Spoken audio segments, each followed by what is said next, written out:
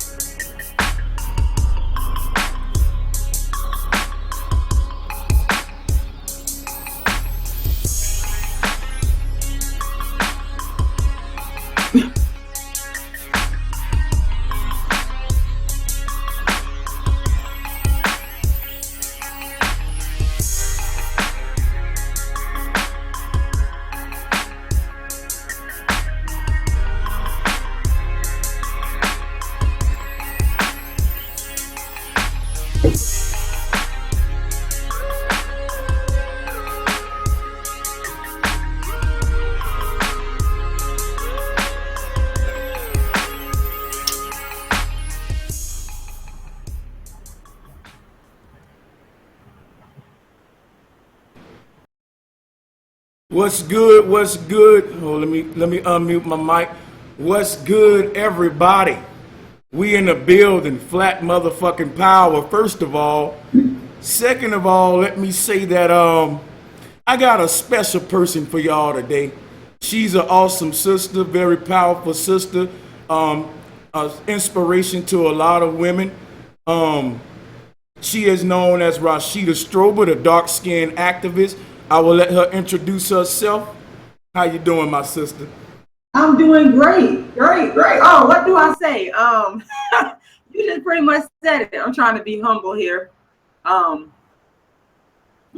I mean, y'all know, a lot of y'all, some of y'all don't know who I am, some of y'all do know, but my name is Rashida Strober, and I gave myself the title a number of years ago, the dark-skinned activist, because what I'm about is equality for dark-skinned people. And I just looked around the world after a period of time and saw that there was some similarities going on worldwide in terms of what I had experienced as a dark-skinned person, and saw that other dark-skinned people were experiencing socio-economically. And I said, I want to do something about it.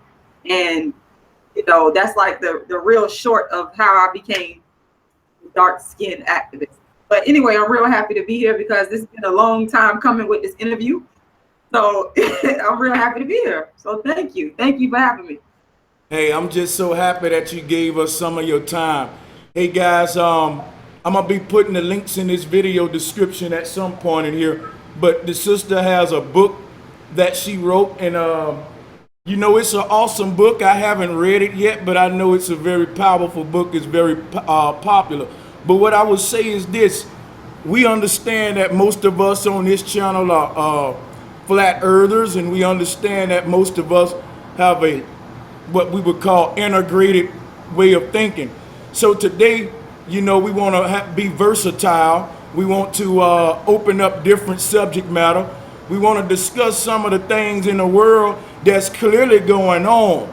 You know, I always say, no matter what you believe as far as your belief, the shape of the earth and all of that, the reason I mixed the content up is because the word earth is in the title, and there's a lot going on this earth that a lot of us don't want to talk about. So I think this is going to be a powerful discussion. And let me just say, hold on, it look like I'm getting some static. I'm getting like some wind or some ocean noise. I'm not sure if it's from my mic or not. But we're gonna try to work through it.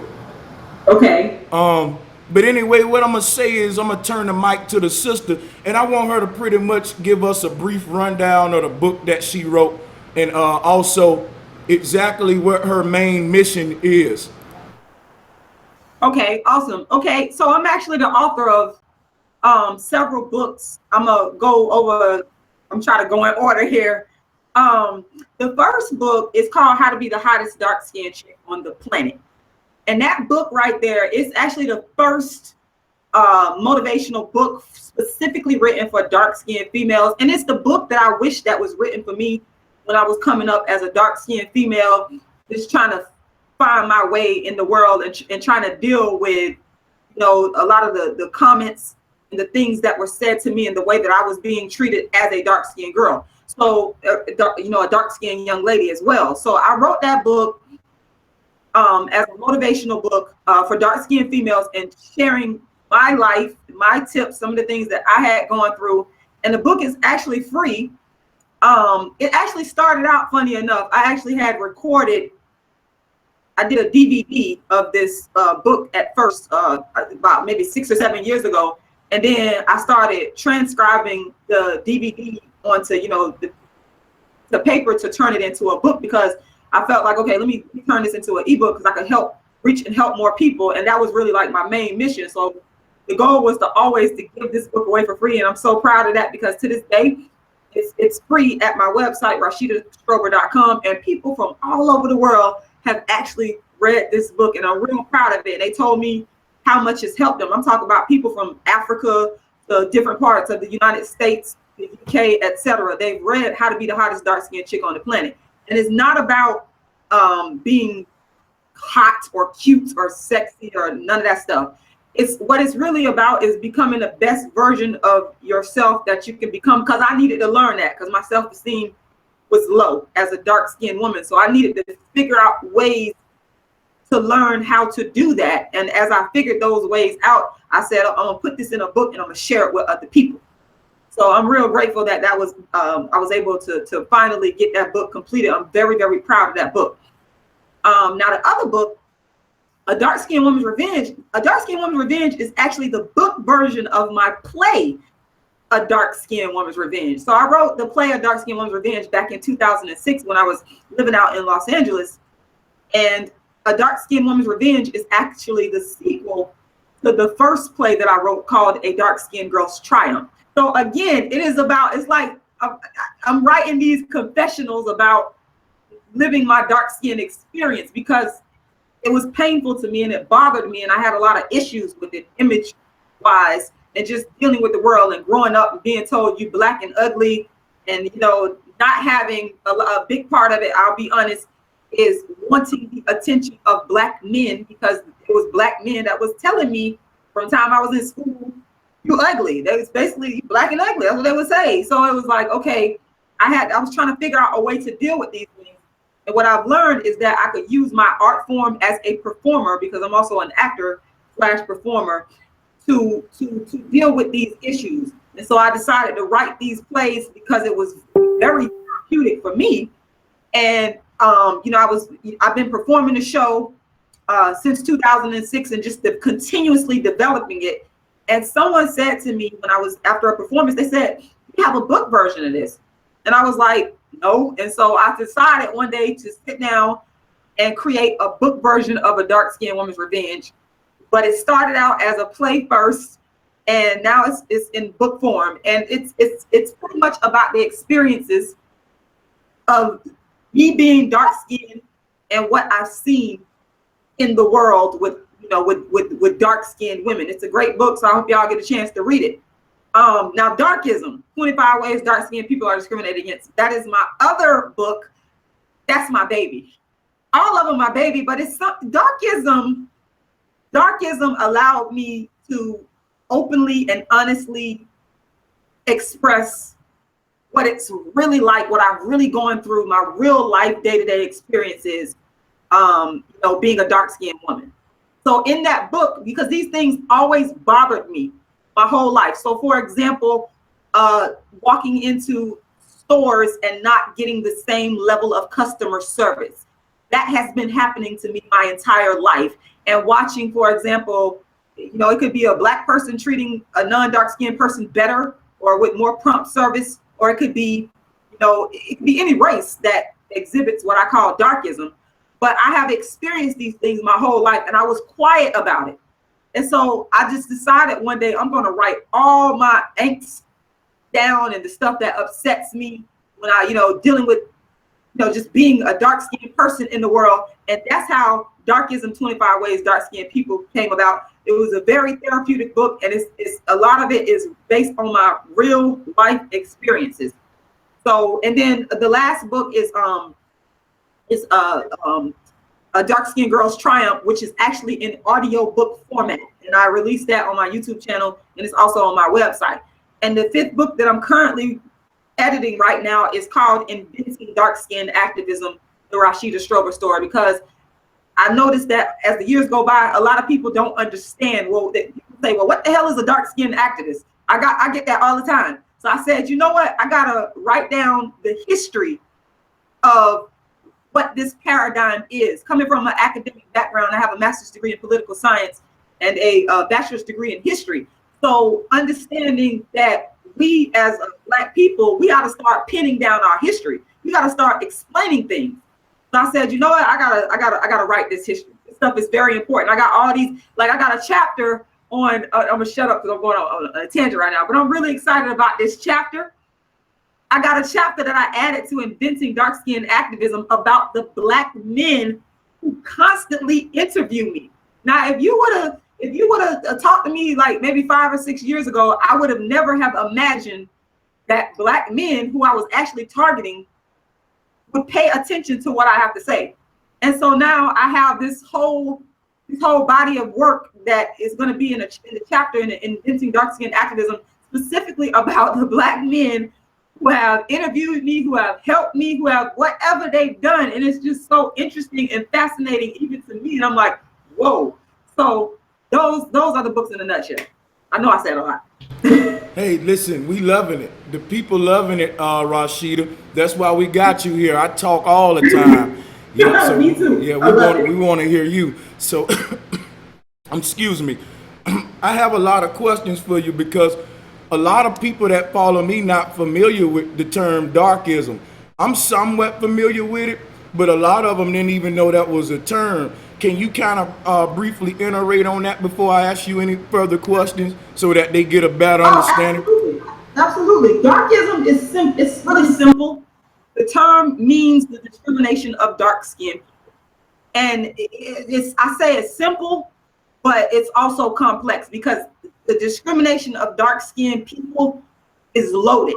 So for example, the discrimination of dark-skinned people takes place in a multiplicity of ways. I'm the most concerned, to be honest with y'all, with the economics of it. And that's something that really bothers me. In the book, I call it systemic economic darkism.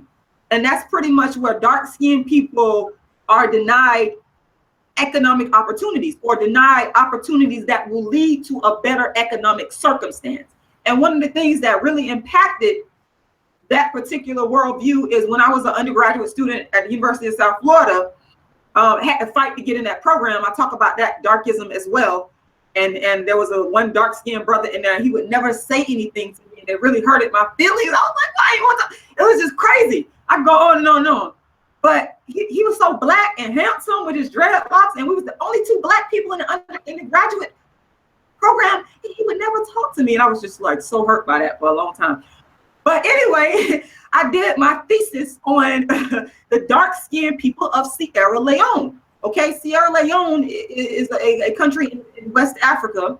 If some of y'all are not familiar with it, and what I found is systemic economic darkism through something called structural adjustment policies. So in Sierra Leone, there was a war that took place over there. I know y'all heard about the blood diamonds and that kind of thing. And the war, I feel it was instigated and created. The root of it was colonial powers that led to these structural adjustment policies instituted by the World Bank and the International Monetary Fund, where they would tell them, hey, look, you got to do this in order to receive money. But it would tie the hands of the leaders and the people, and it led to conflict. It led to conflict in every area of society, and that bothered the fuck out of me. I cannot tell you, because the people were poor. They couldn't get good access to health, education, all the different things. We talk about this idea of life chances. I like to talk about that. Max Weber is a sociologist that developed that or coined that term, life chances. We talk about life chances meaning a person's chances at living a good life. And we all know that involves economics, giving you access to everything else, health, education, etc. And because of the structural adjustment policies, which I call as part of the systemic economic darkism, it hampered the life chances of the people, and it led to the Civil War. And when you are looking at, you're studying something if you're a graduate student working on a PhD, whatever, you're going from pretty much specific to general. So we can look at Sierra Leone as a case study, but it's reflective of the generalities that's going on throughout the continent of Africa, the systemic economic darkism that's going on throughout the continent of Africa.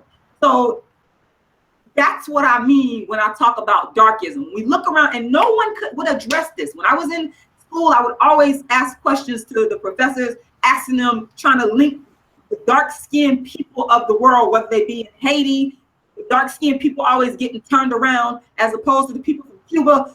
What is the problem? No one wanted to really address it in terms of why is it that it's the dark-skinned people that this is happening to? And so I tried to get other people to talk about it, but I saw a reluctance.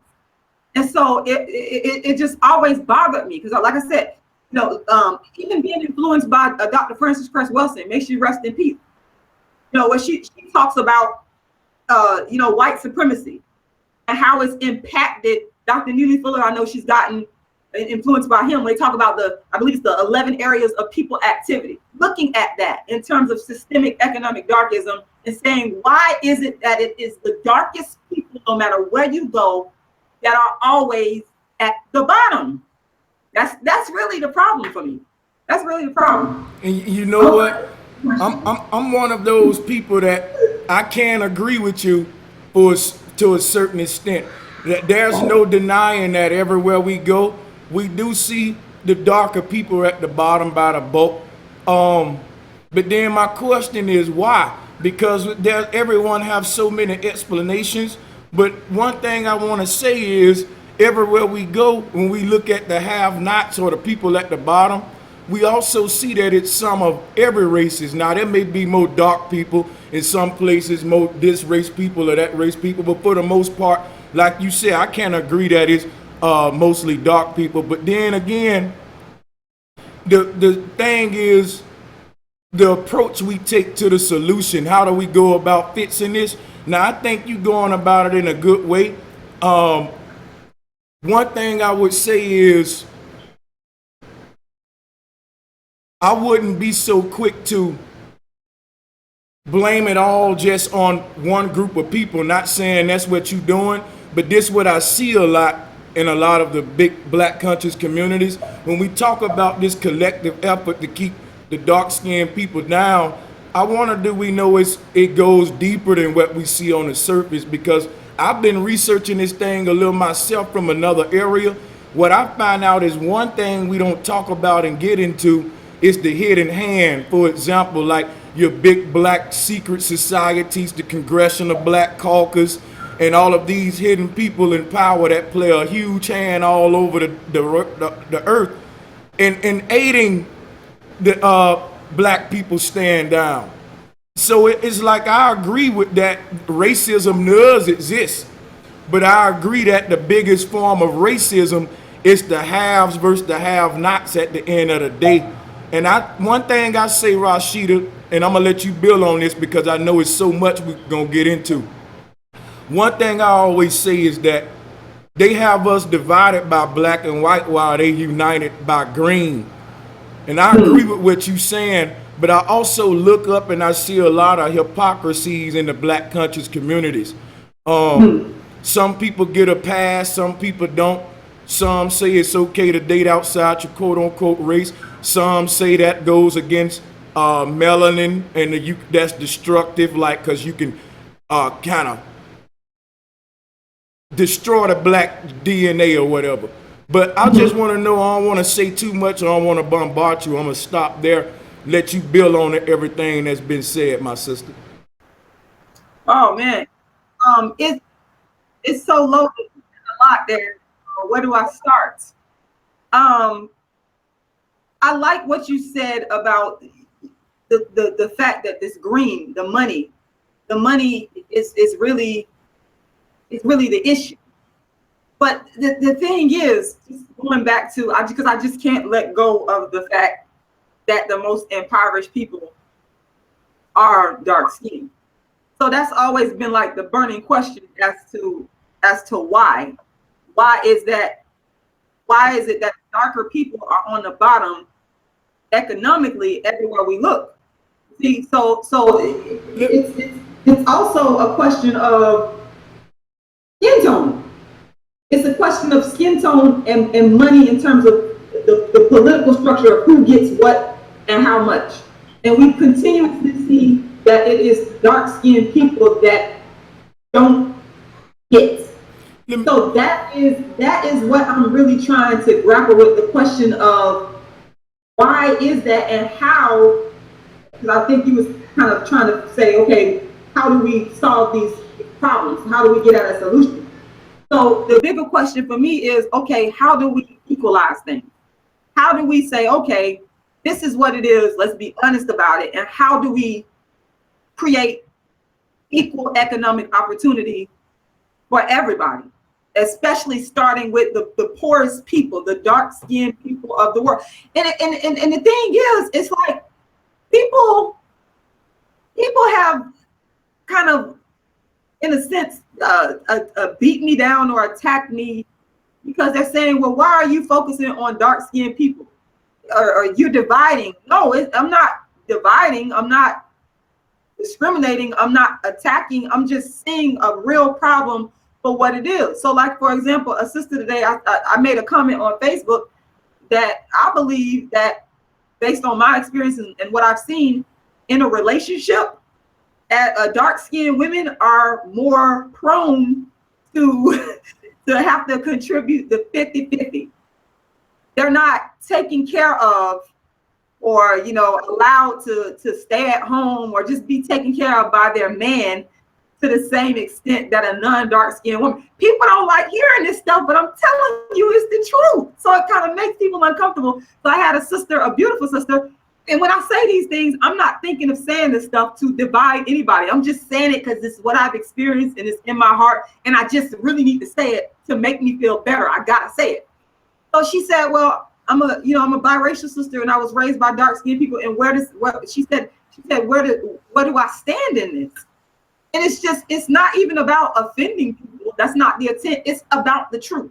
It's about saying, okay, this is what it is as a dark-skinned person, as specifically a dark-skinned Black woman. This is my reality. How can we resolve this? How can we make it equal for everybody? Because really and truly, what I'm after is economic and social equality for everybody. But if you have one part of the body that's sick, You got to take care of that body, that part of the body first. You can't be saying, oh, well, you know, everybody's going through this and da da da da da. You got to deal with the sickest part of the body first. And that is what I really want to do, get dark-skinned people worldwide up to a level of equality. And then I can sit back and say, okay, you know what I'm saying? We good. You know, I'm really after equality. No, that's really part of this. I can, you know what? I think anybody could hear that and say that that's fair. That's completely fair. Now, I do want to say something because I got a lot of questions for you. Okay. When you talk dark-skinned people, are we just talking all black people, right? Okay, that's a great question. All right, y'all, just hear me out on this one. Now, of course, me being a dark-skinned woman, everything, when a person starts a movement, I just believe that it starts with that person. Something happened to that person. I like to use the example of MAD, Mothers Against Drunk Driving. The person that founded that, I believe her son was killed by a drunk driver. So she decided to take her pain and take action and create MAD. So it's the same thing with myself. All this darkism stuff started with myself and my own insecurities and me wanting the approval and the love of the black man. So in saying that, it started with me as an African-American, dark-skinned black woman. But what I noticed is that this issue of darkism, as I continue to do my research, is a worldwide phenomenon, right? It's all the way in Africa, all the, you know, the continent of Africa, India, Asia. You know, Asia is one of the leaders in terms of people purchasing skin lightening creams. Asia.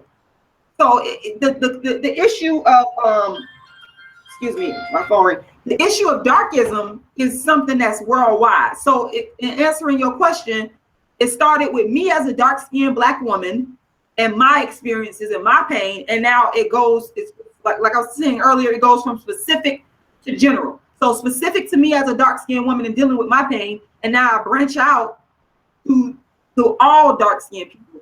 No dark-skinned people should suffer, and it doesn't matter what ethnicity, they shouldn't suffer. Now, some people have even taken issue with me on that and saying, well, why do you care about dark-skinned people of other ethnicity? Well, the thing is, we're dealing with questions of human rights. I want people to really understand this. We are dealing with questions of human rights. And I think that as a dark-skinned woman, for example, a dark-skinned woman should have the same beauty rights, if you will, to be seen as beautiful and pretty and the same access to the men as non-dark-skinned women, because then we boil over into issues of reproduction. But I mean, worst case scenario, what if a dark-skinned woman is seen as so ugly that she can't get a man? I know that's not gonna happen. But I know it sounds extreme, y'all, but I'm being honest with y'all. I used to think in my crazy head, oh my God, am I ever gonna get a man? Oh my God,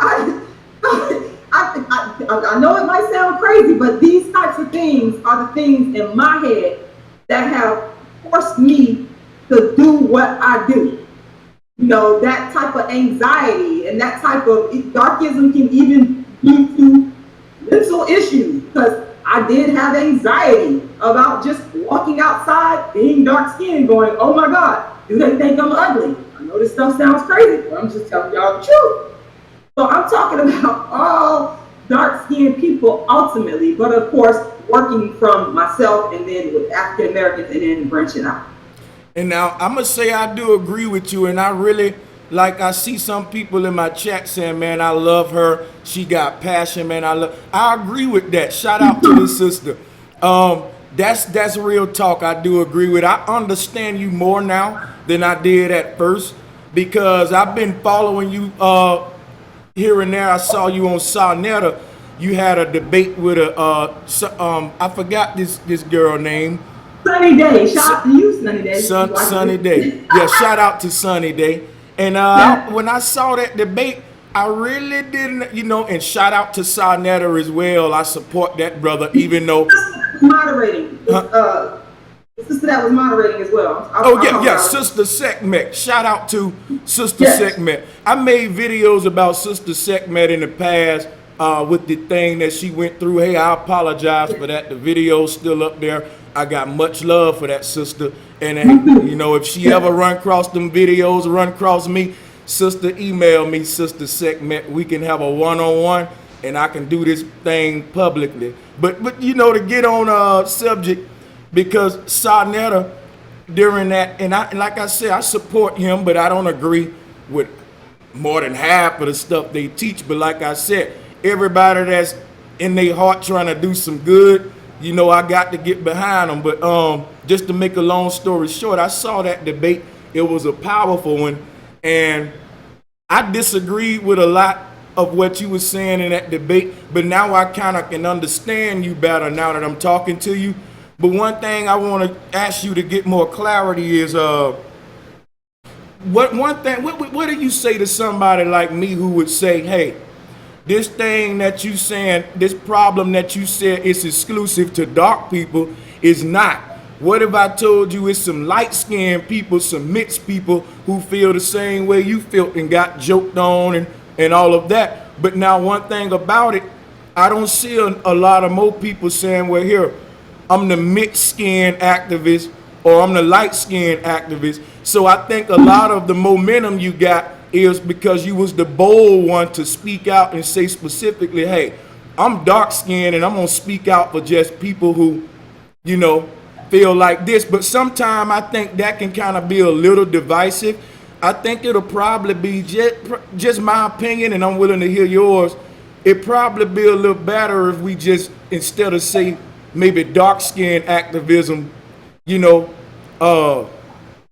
self-esteem activism, or dealing with goddamn, because I got joked on a lot coming up about things I can't change about myself, like my big ears.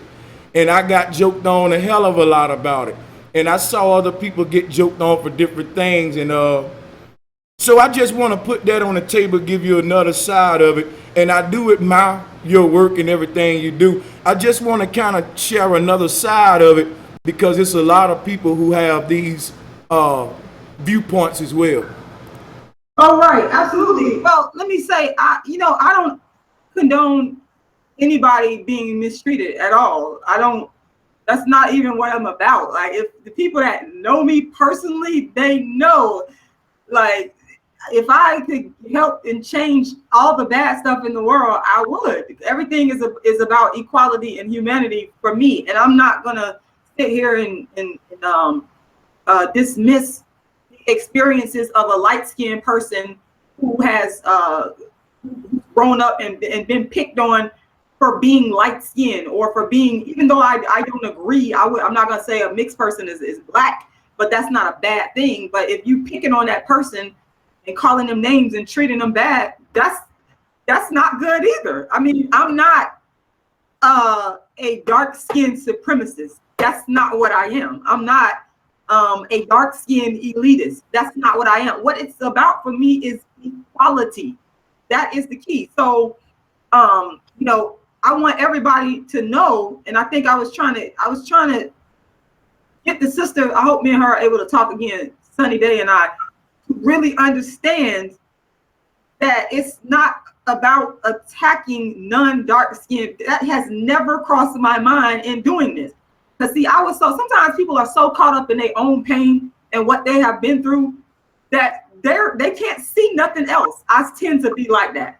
Sometimes I just be like, oh my God, they've been calling me black, and because I lived the experience for so long, so I can't see outside of that until somebody comes along and boom, and they say, well, this is what happened to me. So for example, at my play, I remember I had a biracial lady, and she was doing an audience talk back. I'll never forget. She said, well, don't think that just because I'm light skinned that we don't have our issues too. And she started telling the audience what she'd been going through. And so I don't want people to think that I don't care about other people, because it's quite the opposite. I care about every damn body, for real. But the thing is, again, I'm so caught up. Y'all just don't understand. I wish I could really articulate how caught up I've been since, I would say from middle school on up to this, so sensitive to being called black and ugly, and it's been driven by wanting the approval. This is very important, of black men. That has, because those were the people that was on the bus and in the gym and in the lunchroom and in the cafeteria that was saying, "Oh, you black," and pointing at me, and that just really fucked my head up. Okay, I'm being honest with y'all, and so I had to. That's what has been driving what I've been doing, constantly trying to seek the approval, and then just looking at other facets of darkism outside of the relationship part. Starting to expand and look at other areas like the economics and stuff like that. But that's what it is. It's not going into it with an intent to make other people feel bad. I was feeling bad. So I was feeling bad. Why would I want somebody else to feel bad like how I feel? I really don't want that. I don't want that at all. It's just I want people to really understand the pain. And some black women will say, "Oh, you talk about all black women." I'm talking about myself. I'm talking about Rashida. I want people, as a dark-skinned black woman, I want people to really feel the pain that I was so afraid to talk about, being a dark-skinned black woman. So it doesn't have anything to do with bashing or hurting or hating on a non-dark-skinned woman. What it really has to do, where it really stemmed from, is my relationship as a dark-skinned black woman with black men. That's really what all this stuff comes out of. I have 5 brothers. I do not have any sisters. Okay, they did not reinforce my beauty at all. You understand what I'm saying? And so when you are in that type of environment and you receiving the negativity or darkism from the outside world, it's like, it can really mess you up. So I'm thankful to God that I got the performing arts and the writing, because that's the release and that's the outlet. But it's definitely not about making other people feel bad. That is not my intent, y'all. I'm going on record saying this because I really want people to understand that when I do what I do, it is not even, I'm not even thinking like that.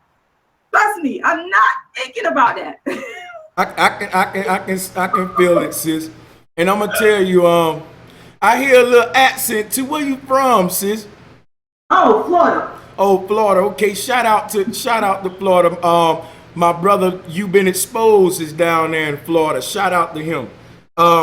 You know what? I'm loving this, sis. Because I can respect both sides of it, and the people will tell you on this channel, a lot of stuff I say wouldn't fly. I'm like a black sheep of the black conscious community. Now, what would you say? What would you say, sis, to a black man like myself? And I've dated black women my whole life, but now I've been with my fiance now about 6 years. She's an Asian woman. Would I be considered a traitor or a sellout or all that stuff in Rashida's eyes? Because I know in most of their eyes, I am.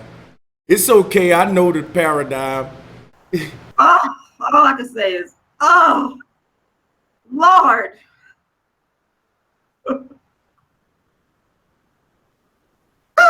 No! All right, let's stop. I mean, I would, I'm just being honest here. We're being honest. I would rather see you with a black woman. There are a multiplicity of reasons for me wanting to see you with a black woman. I feel that we cannot rebuild our communities and keep them strong without black men and women being together. So, by you being with the Asian woman, that's taken away. You're another black man that's gone.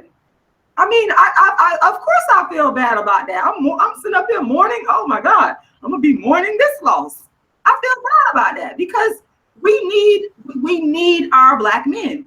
We need, and let me say this. A lot of what I do is about reconciliation. And I've said this a million times. Reconciliation between the black man and the dark-skinned black woman in particular, and reconciliation between the black man and the black woman in general. So I would hope, and I with all due respect, I say this, but I have to be honest. I will hope that at some point that you can reconcile with Black women and come back, because we need you. Let me We say need you. this, sister. Now, you Wow. don't think that's a bit radical, sis? Hey, hold on. Let me say this, and I'm gonna tell you why. Shout out to Sabrina Cato. She said, "I love your knowledge." Thank you for the donation, my sister.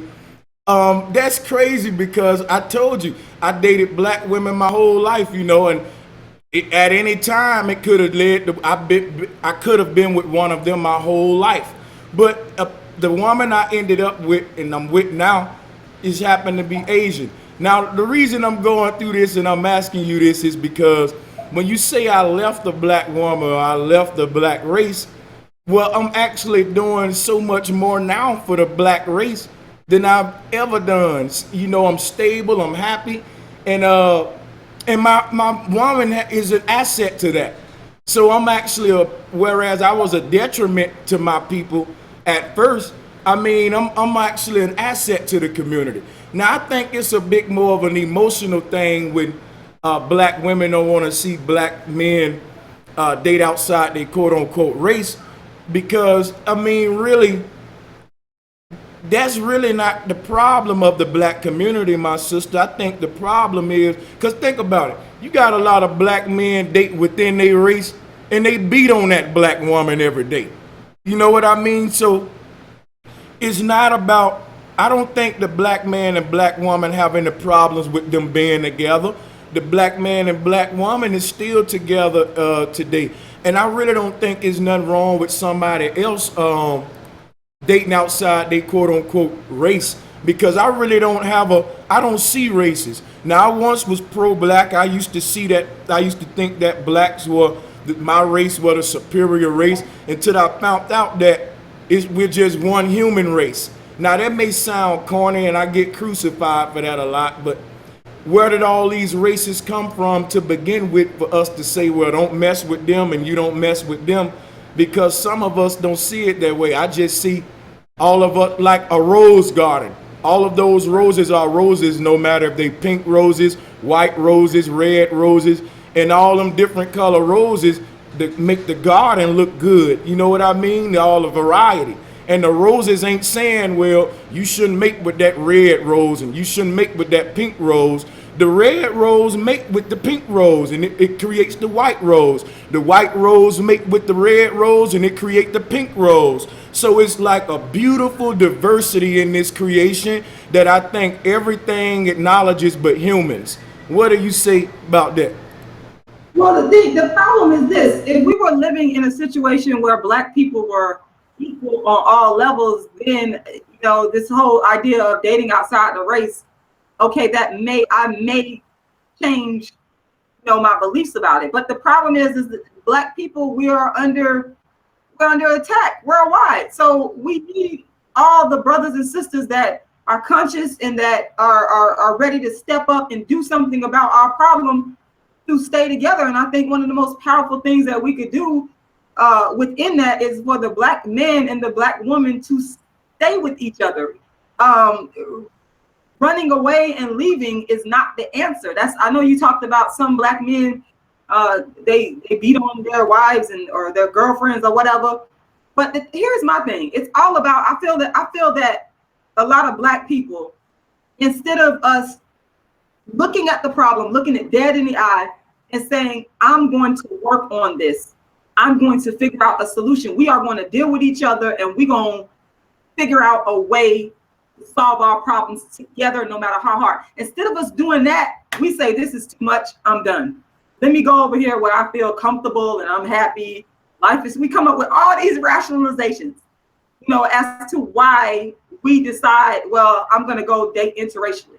And I'm just saying that I feel that we need to start looking the problem dead in the eye, not running away and dealing with it head on. And, that is the way, that is the real way, as far as I'm concerned, to build up a strong, sustainable community. It is not running away from the problem. Let me cut in and let me ask you something, because this, for the second time you said running away from the problem. I wouldn't consider my situation a runaway. I'm gonna just be honest with you, Rashida. it's not really that deep with a lot of your black brothers who date outside of their race. We don't look at it that deep, my sister. Like, we come from communities where no one ever told us it was wrong to do it. I grew up in excuse me, I grew up in the hood. I listened to a lot of rap. I mean, listen, I listen to music that promote interracial dating. I mean, I never saw nothing wrong with it. I think all of us are the children of the Most High and we all equal. It's not nothing I made a conscious decision to do. I didn't go in my room and say, you know what? I'm tired of dating black women. I'm finna go out there and find me another race woman. I didn't do that. I just was always just a single man. I was a whore. I was dating women. I didn't give a damn if, if you was Swedish, if you was Mexican. Hey, the more diverse, the better, baby, You know how us black men think. It's not that deep.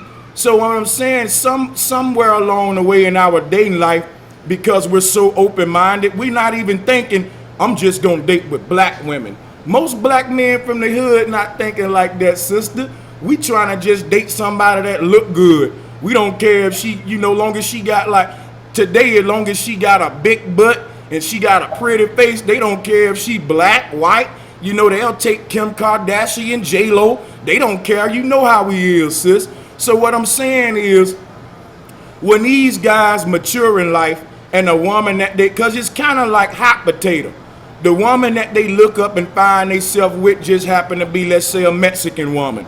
And now they settle down with them. This the woman that they say, okay, shit, no need to keep whoring. I'ma chill. Now it's a problem. So, and one thing I find that's hypocritical about it all is, it's not that deep. Like, guys are not consciously saying, I'm gonna go date outside my race. We're just dating. And one thing I can tell you what was hypocritical on my behalf, sis, is no one questioned my personal who I was dating until I started trying to help black people. When I was out there spitting the gangster rap, spitting about the kill a nigga, bust his head, black people was supporting me. They didn't care who I was dating.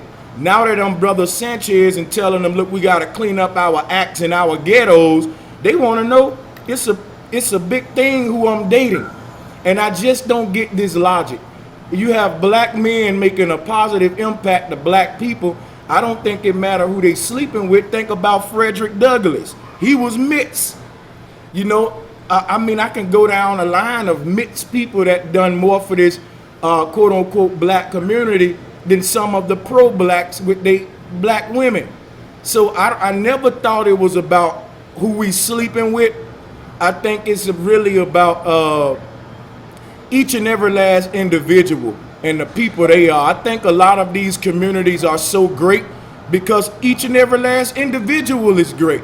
If everybody look in the mirror and they ain't happy with what they see, when we come together as a collective, we ain't gonna be happy with what we see. It started as an individual, so I don't think we can say it's because who he dating or who he dating why progress hasn't been made. That's just my opinion, sister.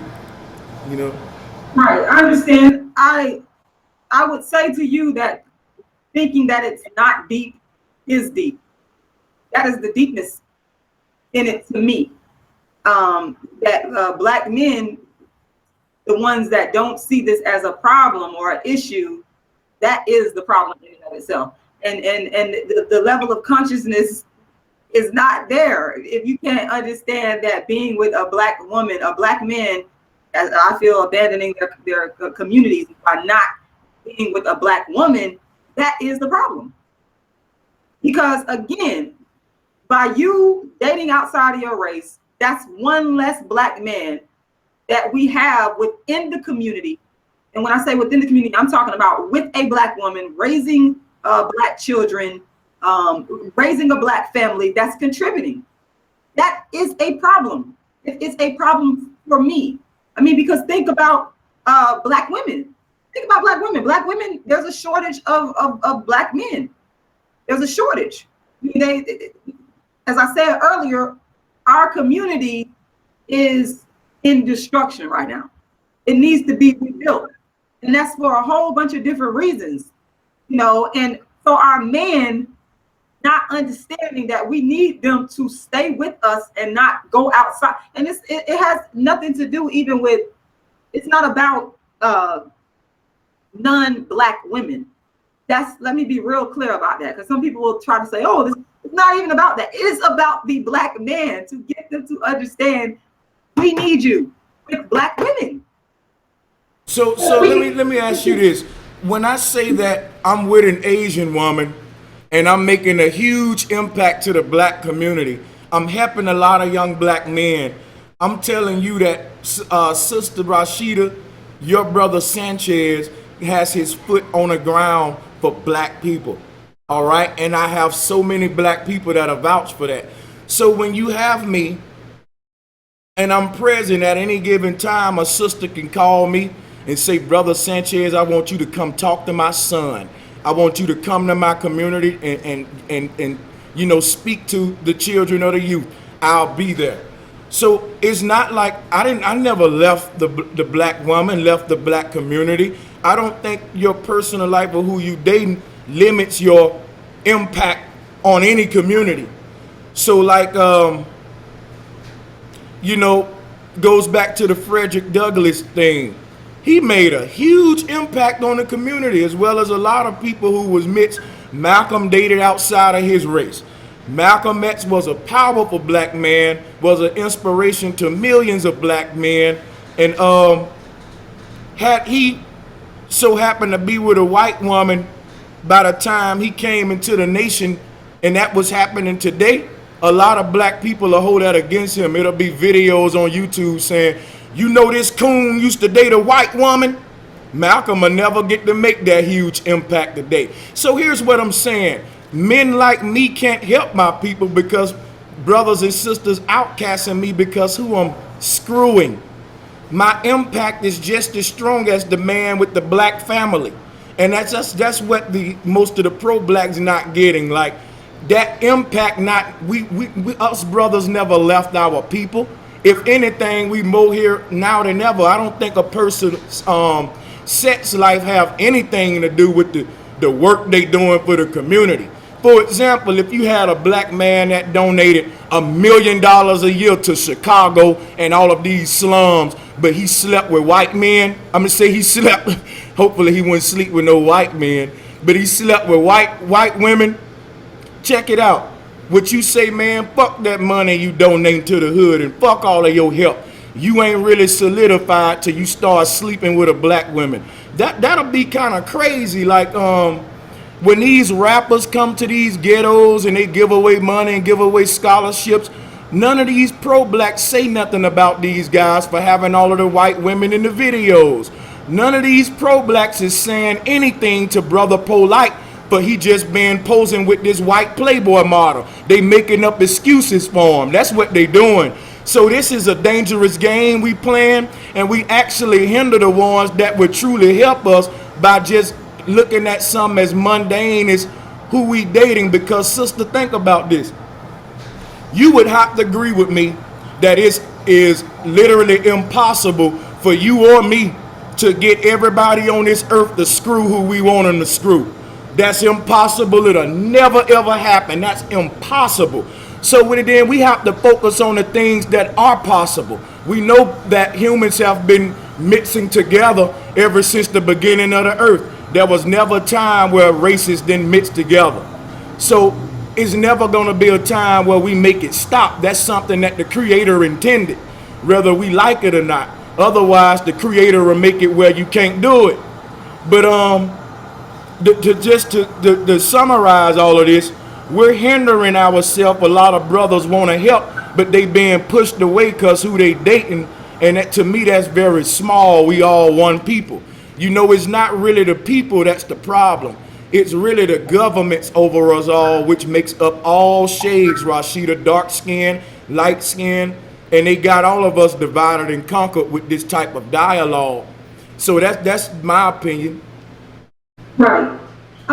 You know, I'm just sitting here listening to you talk, and I'm just wondering how much more powerful would you be, in my opinion, if you were with a Black woman doing the same thing that you're doing. I think that would speak volumes.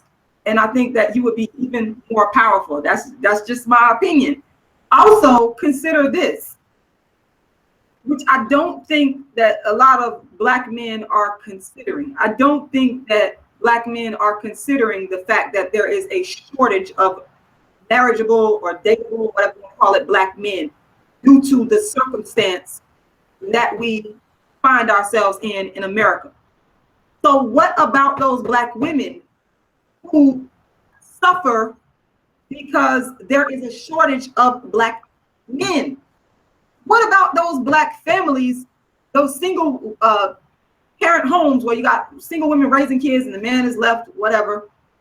What about these Black women? I don't think that people are really considering. You know, and I admit it's an emotional thing for me. I haven't stated that from the outset. I don't think people are considering the feelings of Black women. I think that we're kind of operating out of sort of a selfishness, a sort of this whole idea of, oh, it's preference. I could, instead of really looking at the issues that go on with Black women and the loneliness of Black women, so many issues, the self-esteem of Black women, the abandonment of Black women, all these things that have came out of our experience. And that's why I said earlier, I think it would be better to stay in and be conscious of figuring it out and working it out and staying together rather than saying, I'm going to go over here and do what makes me feel good. Well, listen, hold on, wait a minute. Let me cut in there. Why don't we do what makes us feel good in life? Think about it. Think about this, sister. Look what you're asking a lot of people to do. Now, this is what I'm saying right here, sister. When you say that there's a shortage of Black men, I think a lot of Black people would disagree with that. I think what you're really trying to say is there's a shortage of good Black men. Now, I would agree with you there, but there's not a shortage of Black men in particular. There's a lot of Black men in these communities, most of them standing right there up on the corner doing nothing. And them the ones that the Black women walk right past on their way to work while they sit on the block all day and they say, I don't want now one of these scrubs. So I can feel a Black woman like that. It's not a shortage of Black men per se, but a shortage of responsible, good Black men. Can we agree there? Absolutely. And so going back to the point that I was making, those Black men that you just described that maybe a sister might walk past and say, I don't want to deal with that man, that's a form of, I feel, walking away and abandonment. We need to, again, be working out our issues within our community. That's what I'm saying. Don't just write a person off. Well, listen, I get what you're saying. We need to be working out these issues in our communities. I definitely agree with you. But at the same time, to each individual, I think it's about working it out. First of all, a lot of these relationships don't work out because a lot of people they're not in love with themselves. Therefore, they can't be in love with nobody else. A lot of the issues amongst Black people is individual issues where we need to start getting in love with ourselves first. But I don't think it's about the decisions of the next person at the end of the day. I think when it comes to healing the Black community, it's not really limited to who people dating. Now, I'm sorry for keep on being choppy in my speech, but I'm also trying to put this live chat on slow mode so we can control the trolls. But yeah, I'm loving this. The people loving it. Let me just say we're gonna continue this, and I really appreciate the sister for coming through. So absolutely. Yeah, I want you to go ahead and deal with that, sister, because I don't think we're a detriment to the community by who we choose to date. When we say heal the community, I think you're overlooking when I say that a lot of the healing in the community have come from a lot of men who may not be with a Black woman. So I don't like the fact that just because these men with a certain other race of woman, that their work get overlooked, that we just completely ignore it because you still saying that somehow we're not helping the community, even though you can be with another race of woman and actually do more for the community than the man with the black woman. That's a fact. So I just don't see, with that fact being on the table, how we can overlook it and say, well, you can do so much better with a black woman. Well, how can we say that if somebody already doing so much good? You know, how can it? I just think that to say that is it's really come from a personal bias. It's just like when it's a victimized way of thinking, and we telling somebody, don't do what makes you happy, do what makes me happy. That's one of them situations where you got to look in the mirror and get that motivation in yourself. What I find about a lot of women don't care who the another black man dating when they happy and got a certain level of self-esteem. Now, I don't mean this in a offensive way, but I see a lot of women say, congratulations, bro Sanchez, to you and your woman. And I look on their pages and they got a certain vibe about themselves where they just full of life. They got a man and they just, you know, it's a different type thing. So I don't want to be too long-winded, but when you say that dark-skinned people are oppressed all over the world economically, what you have to say when I tell you that dark-skinned people spend more money every year than any other race? I think we have all the money we need to free ourselves, but we spend it. We the biggest consumers. So our problem is us at the end of the day, sister. That's my stance. But yeah, I know you want to build on that. Well, I think the spending power, we talk about that. I think that's something in America with black people collectively spending a lot of money on consumer stuff. But I'm speaking on the whole in terms of dark-skinned people in poverty in third world countries. So that's more of an issue and more of a problem economically, because you have dark-skinned people in poverty in the majority worldwide. But you know, you said a whole lot. I think one of the problems that we have in terms of trying to understand this whole thing about black men and women being together is we need to, I wish we could step outside of what we've learned and unlearn it. And then maybe we could see, because I think that we're looking at it from an established paradigm that we've learned being African American, if you will. And so under this established paradigm, we have accepted certain things as being the truth or as being okay or not problematic. And we stepped away from our original selves as people of African descendants. And I think if we could step outside, I wish that we could do this. I don't know how that would be possible. If we could step outside of, as African Americans, the norm that we've learned and understand, really understand where we came from as African people and look at this. So for example, the individualistic beliefs that we have versus African collectivity and communalism and coming together. You know, our African brothers and sisters in our ancient beliefs, it wasn't about the individual, it was about the group.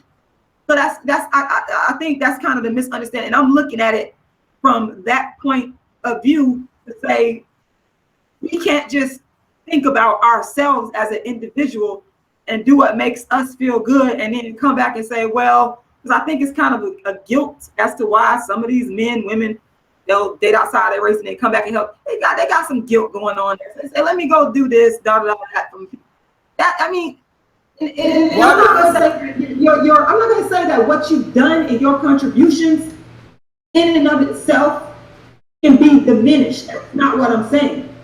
But what I'm saying is, I think that a lot of us are ignoring that the fact that in order to build a black community, a strong black community, it starts with the family. Community actually starts with the family.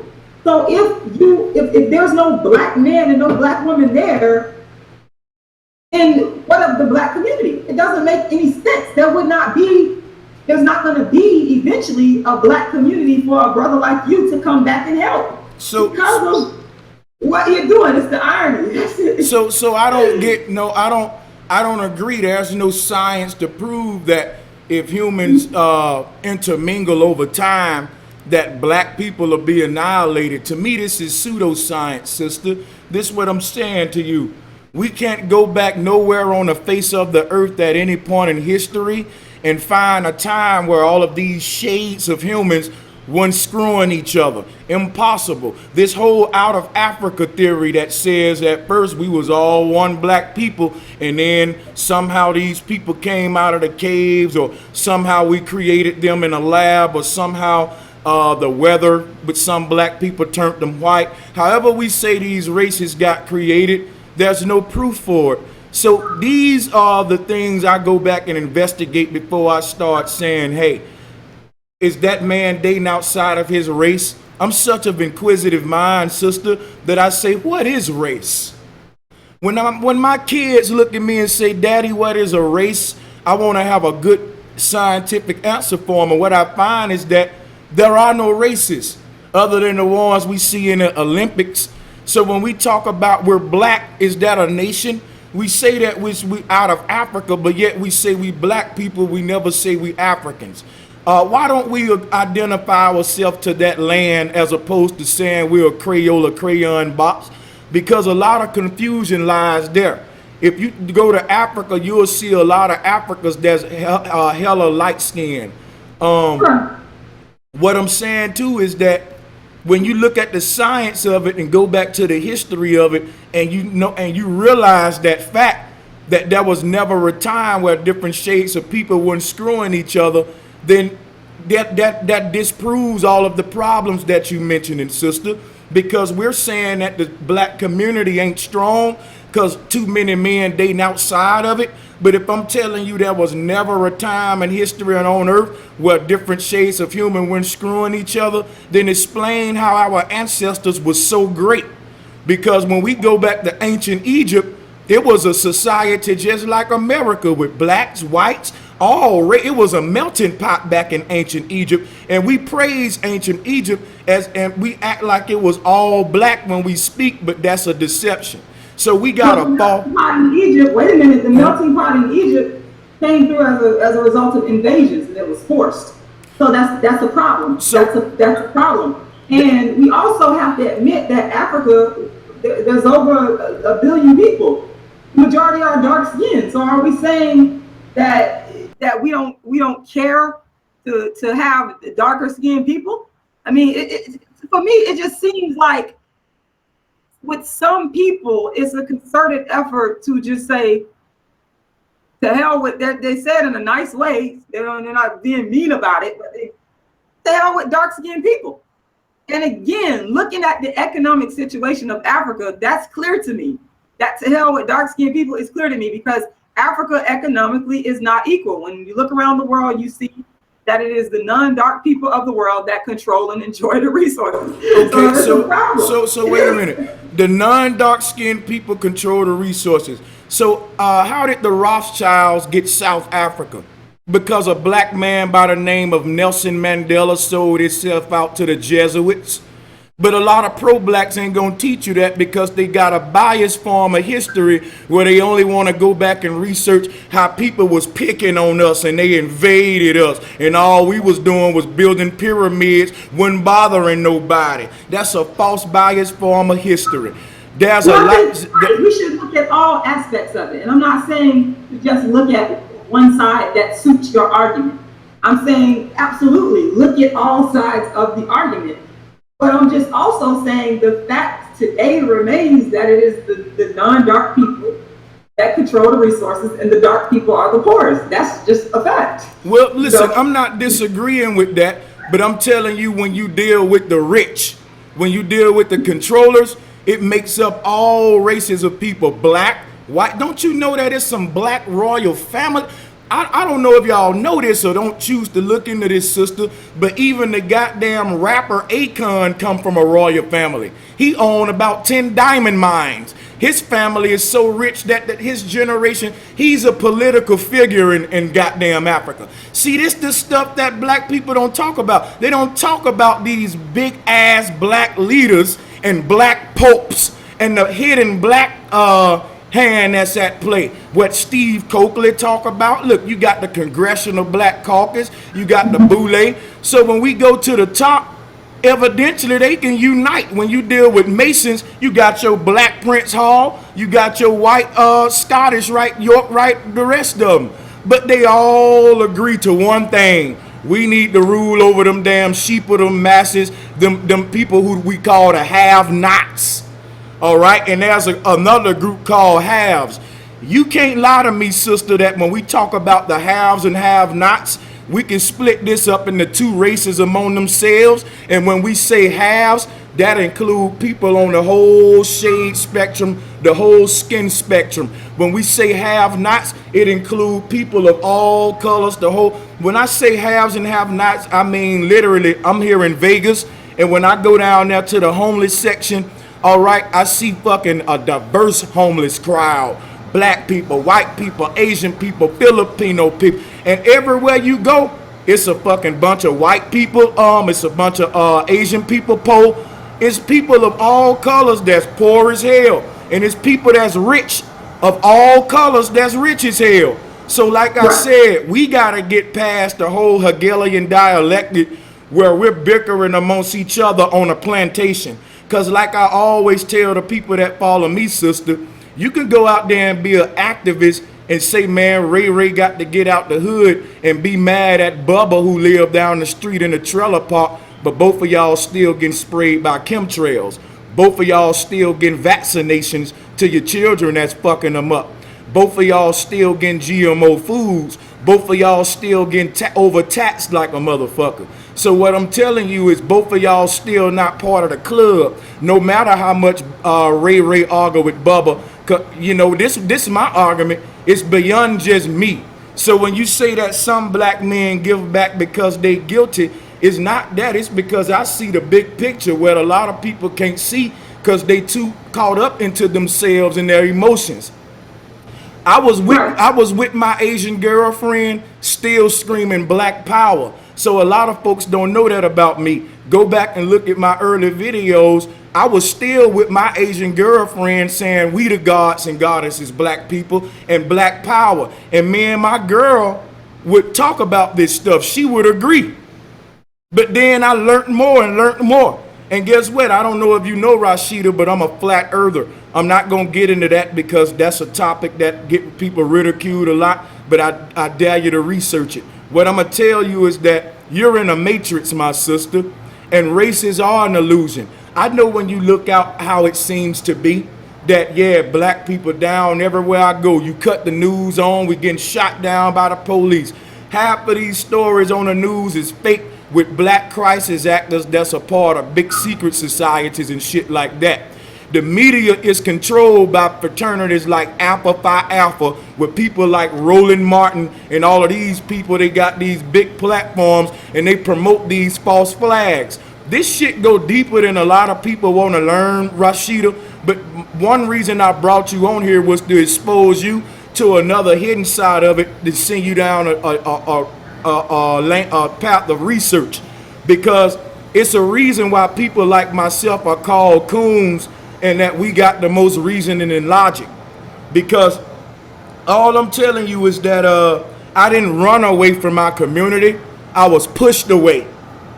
Again, I was supported more by black people when I did the most destructive things to them. When I was in the hood letting my gun off and preaching all the fucked up shit on these songs, black people supported me. They picked me up and they set me on their damn shoulder like I just won an Olympic fight. They love that ratchet shit. The moment I start saying, man, we got to stop all of this, we got to clean up our community, they said, hold up, you with an Asian woman, brother. You can't say nothing to us because you with an Asian woman. They didn't care who I was with when I was promoting the fuckery. So this is our problem. It's not who we with, it's our lack of knowledge and our lack of reasoning, sister. Right. I understand what you're saying. But I still think that we are looking at our situation within the confines of what we know and what we understand. So, for example, when you talk about Black people supporting you when you were engaged in promoting foolishness in the Black community, that doesn't make sense. That's not logical in and of itself.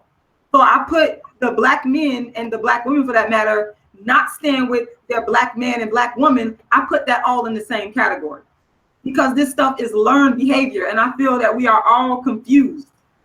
And we need to step outside. It's almost like we need to go and do, I believe it was the Asians, they had retraining camps or something like that, where they had to reteach the culture. I think that's almost what we need to do as Black people, to learn our real true history. And I really think that if we did that, we would have more Black people staying together. Because once again, the answer is still not to run away from your Black man and Black woman, because the Black man and the Black woman is the foundation of the community, because they create families. But sister, and communities create nations, and so on and so forth. Why do you say run away? Okay, let's do this. Can we talk about how races were created? Are you one of the pro-Blacks? And let me say this also. Shout out to my sister Rashida Strober. We're gonna have her back. This is a respectful conversation that often get out of control with a lot of more people, and I'm loving this, how we doing this. So much love to my sister. And because I understand her and I understand her paradigm, but now that I have a new one, I want her to tell me, critique minds. So one thing I want to say, sister, is you know, why do we feel like it's running away when we're being pushed away? Like I said, I'm very active in the Black conscious community. I talk to Sarnetta today. I even donate to his channel every chance I get. I try to show love, and listen, the people that support me are a mixed crowd of people. They're white people, Asian people, Black people, people from the UK. Shout out, I love all of my different shades of brothers and sisters, because I understand we all come from the same one source. Now, this is where it gets deep into the conversation, Rashida, because this right here is going to tell us a lot about where we stand on dating outside of quote-unquote races. Because I'm going to make an argument right now. I'm going to say that it's impossible for a Black man to date outside of his race, because every race is one family and we all related. Everybody related. And I'm going to prove it to you like this. Are you one of those Black people that would say that the Black woman or Black man was first and that we're gods? I would believe so, because you do embrace the out of Africa theory, correct? That's correct. Everybody came from Africa. Everybody did. So all of these races come out of the Black woman, in other words. Right. So, but here's the problem. My issue again, it goes back to economics. I know I've said that a million times, but it really does. Because the problem comes in with the discrimination based on how a person looks. Phenotype. The privileges that go along with being non-dark skin versus dark skin. It all stems back to the economics. Again, where we see it is the darkest people of the world that are the poorest, and the non-dark that control the resources. So we can say that, yeah, everybody technically does come from Black people, but the dark Black people are at the bottom and are not treated as well. Well, that's the point I keep coming back to. Well, no, that point can be argued. There's a lot of dark-skinned people. Hey, man, I just brought up one of them a minute ago. Akon darker than any of us. Akon darker than my doggone computer. And that man owned 10 diamond mines. And he's part of the problem, because Akon owned over 10 diamond mines. And guess what? They paying them African brothers and sisters a nickel a day to dig them out the ground. So why don't we talk about this? Why don't you didn't deal with when I brought up that Nelson Mandela sold half of South Africa to the Jesuits. So you would have to admit, like all of the pro-blacks say, the white man can't do it without the black man because he don't know nothing. But then when we go and make our arguments, we don't talk about these black men that make it possible for this quote-unquote white man. Here's the thing I'm going to say, and I'm going to fall back. You say that the phenotypes and the different privileges among the shades. The different shades that's enjoying these privileges or not enjoying these privileges did not create the privilege and did not shape society to be that way. A group of people of all shades determine what's beautiful in the society, what's the new style, who's going to be on top, and all of that. And the black or white people can care less which race they choose because they all rich. They all part of the divide and conquer agenda. Here's what I'm saying. We shouldn't get mad at our mixed brothers and sisters. We shouldn't get mad at the lighter shades for whatever privilege they got because they didn't create the privilege. And I would argue with you that they probably don't want the privilege to go because this is the way that the controllers set it up. So if you go back to the Willie Lynch system, you can see that that's the way the world is made. For example, back in slavery, the master would let some Negroes swim in the swimming pool while he would work the other ones. He'll let some Negroes come and talk to him on a porch for a minute while he'll beat the other ones. And this was to create a sort of thing where you got today where we don't argue at the master. The Negroes out there in the field say, "Oh, I'm more mad at the nigga who enjoying the privileges more than massa who giving it to him. Ooh, I can't stand that nigga over there, massa letting him swim in the pool."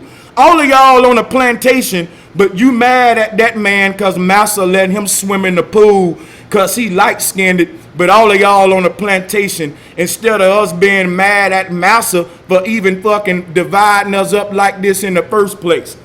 It's a thing where we get mad at the people that didn't create the privilege instead of the people that's creating a division based on the privileges. Right. Well, darkism, let me just address that. Darkism can be inflicted by a dark-skinned person, a non-dark. It can be inflicted by anybody. So you talk about people like Akon having wealth and that kind of thing and what they're doing.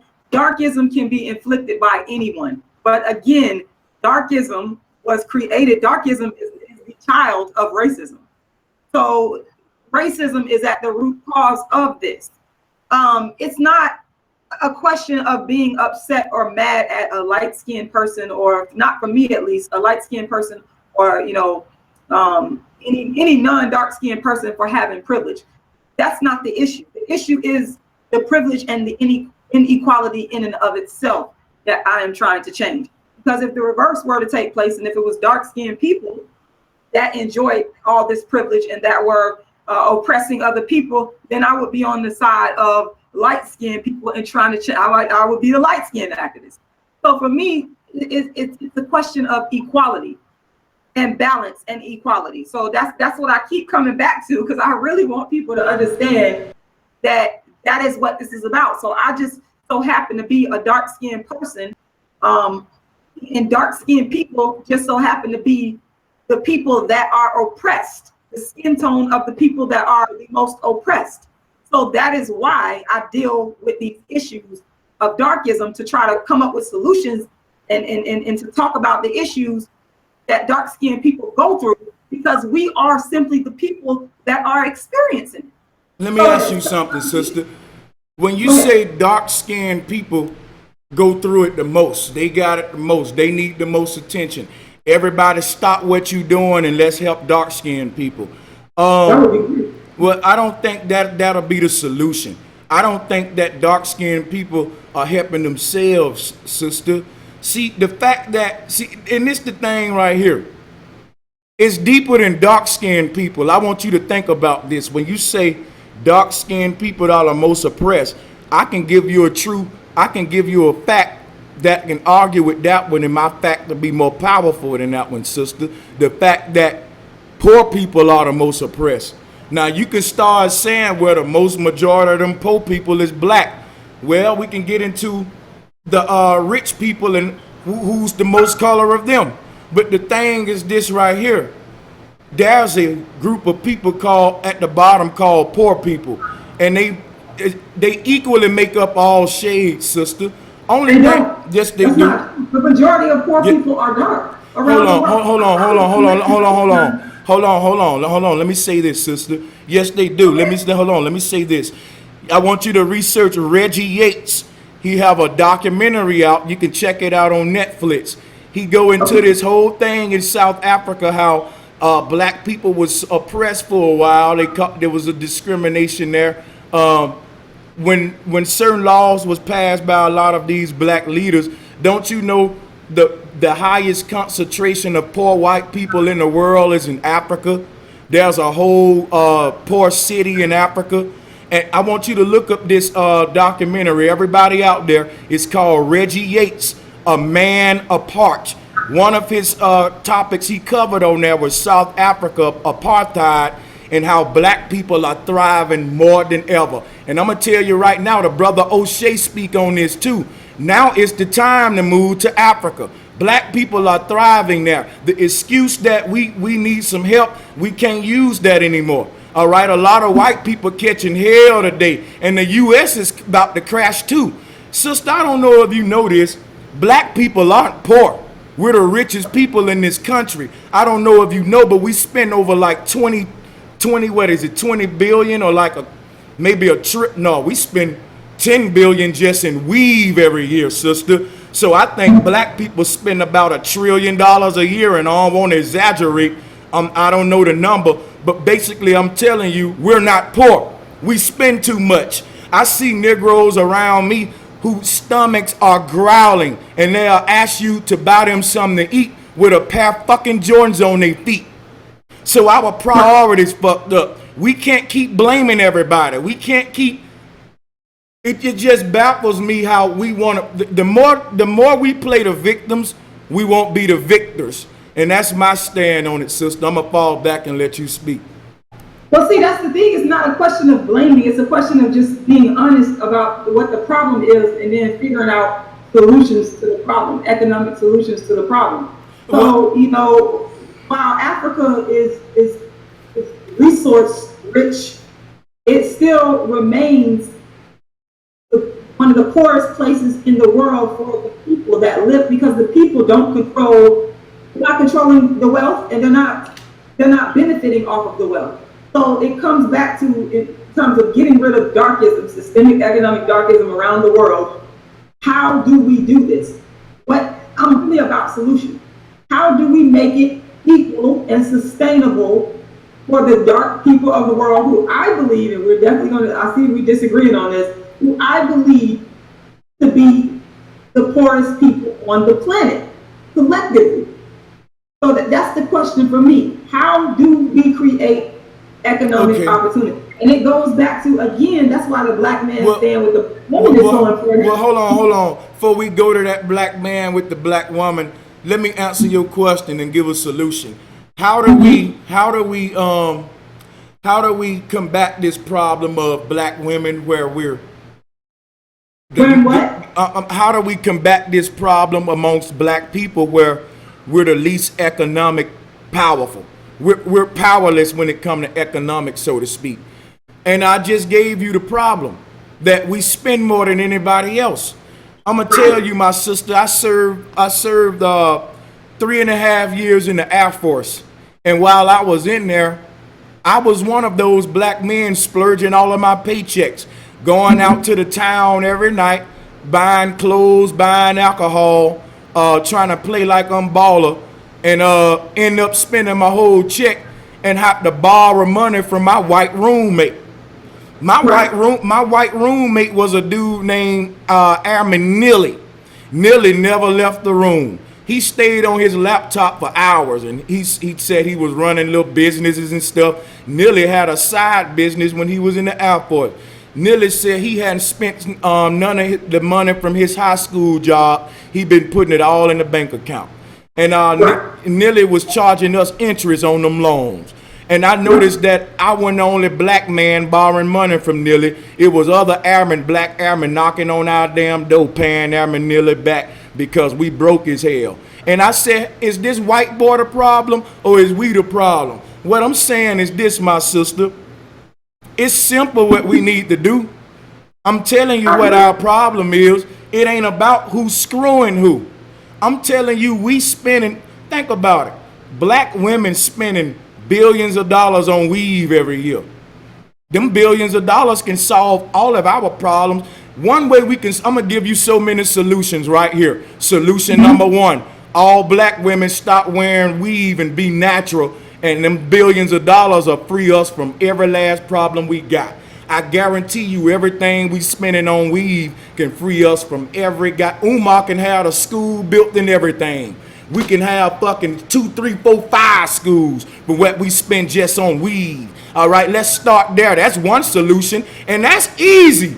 All you gotta do is show your natural hair. So okay, now number two, let's goddamn stop blaming everybody else and then start blaming these dope dealers and people that's terrorizing our own community who we walking past every day.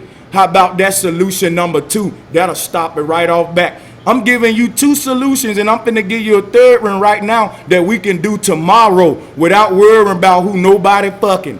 Now check this out. Here go the third one right here, sister. We can also, I'm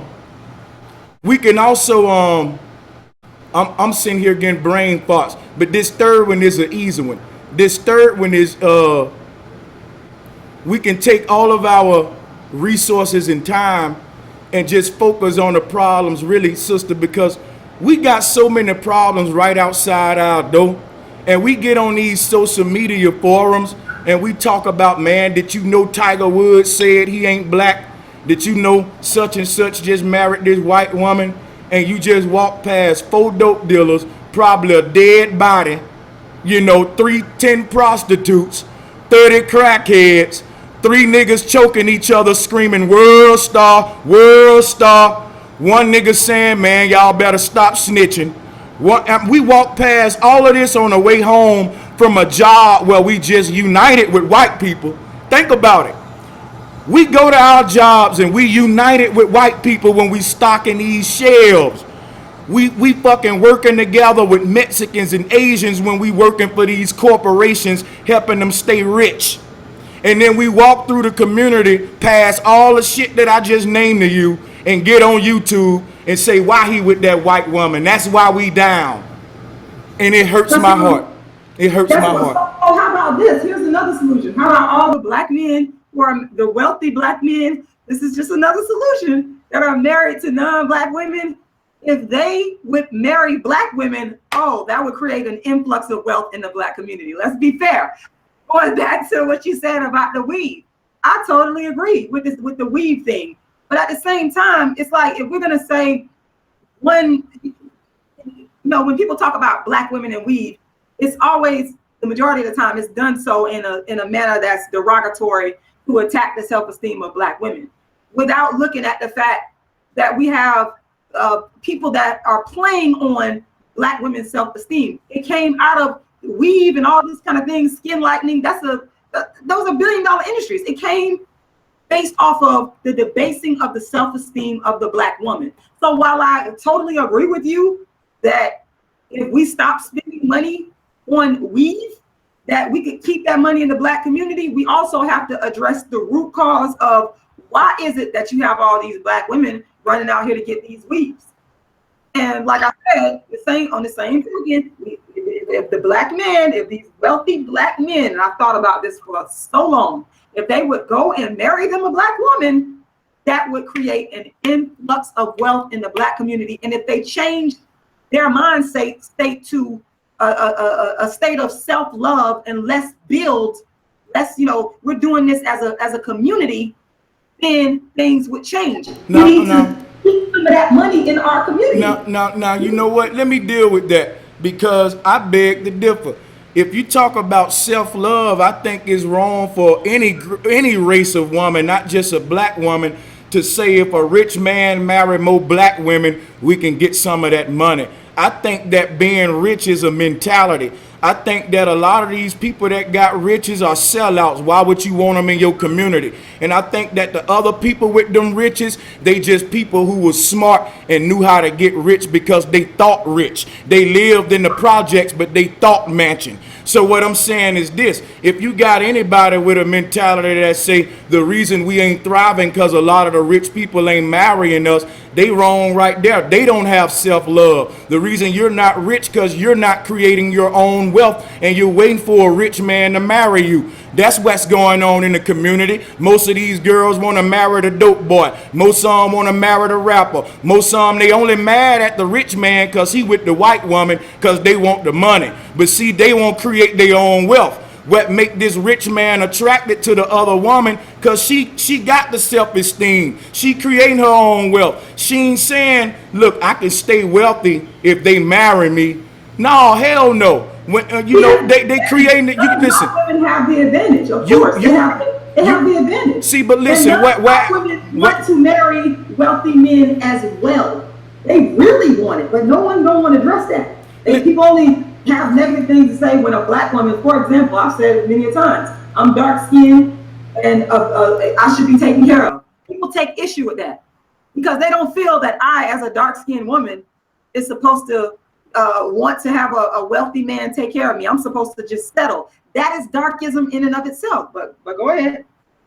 No, I think that you shouldn't want that because listen, what if it never happens? Dreams broken. See, there's no knight in shining armor because this world they've demoted the role of the black man. We have to agree with that. So when you use that whole argument about the root cause of why sisters wear weave, well, let's talk about the root cause of why the quote unquote black man is the way he is and why some of the actions. See, we go hard on a man who in an interracial relationship, but we don't go hard on the black women that wear blonde weave. If a black man, but hold on, hold on, and I'm gonna fall back after this. I want to make a point because I commend you for going hard, but the buck of them don't. You got black women, every time you look at them, they got blonde weave in their head with lighter makeup shade on and what their skin is. And then they say you trying to hurt their self-esteem when you tell them to take that shit off. You look like a clown. When hurting the black man's self-esteem is all they do. I can fucking start singing songs to you right now. I don't want no scrub. Scrub is a man. Can you pay my bills? Listen, we got a fucking culture out of dogging the black man, but when the black man say, well, shit, I'm me a white woman because your ass trying to look white. You got on blonde weave with light makeup on, I might as well get the real thing. He ain't wrong for that. So if we got to be fair on this. We can't start playing the victim when we start bringing up good points because I can play the victim on the black man behalf too. Now, I don't hack no brother dating outside of his race. I don't agree with race. I don't think there's a such thing as a black person because people ain't limited to colors and crayon boxes. So I wish I could get you past the whole black thing, and I also wish I can at least get you to consider some of the logical statements that I just said, my sister. No, I understand. We might not agree, but I understand where you're coming from. And I also want to say that goes back to what you were just saying about the issues that with black men and the issues with black women. For me, it all goes back to reconciliation with each other. This is what I'm talking about. Sitting down, hashing it out, and not saying, oh, I'm going to go this way. No, we say, this is what I don't like about you. This is what I don't like about you. And we keep hashing it out until we come to a resolution to stay together. That is my whole entire point. Because criticism, constructive criticism, doesn't bother me at all. In fact, I thrive off of it because I think that if we are honest with each other, like how you're speaking honestly about how you feel about the situation, that's beneficial to me. I might not agree with the fact that you're not with a black woman, but you are telling me how you really feel. And to me, that is a benefit. And in my mind, because I'm a wishful thinker, I'm thinking, okay, it's still hope. Maybe this brother might one day propose to me. Who knows? So you know what I'm saying? To me, this in and of itself, the conversation is the reconciliation process, even if we don't agree, and it's obvious that we don't agree on certain points. It's still a win to me in my book. Because it's always what I've been after. Hey, sister, I just want to say you are an awesome sister. Both of us are very passionate about our stances and everything. But I just want you to think about something, sister. There's never a time on earth where humans then think about it. How did races come to be? We say because of mixing. If races was created by mixing, how we gonna end the problems by not mixing? We can't stop something that's always been. For example, ever since humans been on the earth, there's been a such thing as something called waterfalls. No matter how much we hate waterfalls, we can't stop them. We can't stop nature.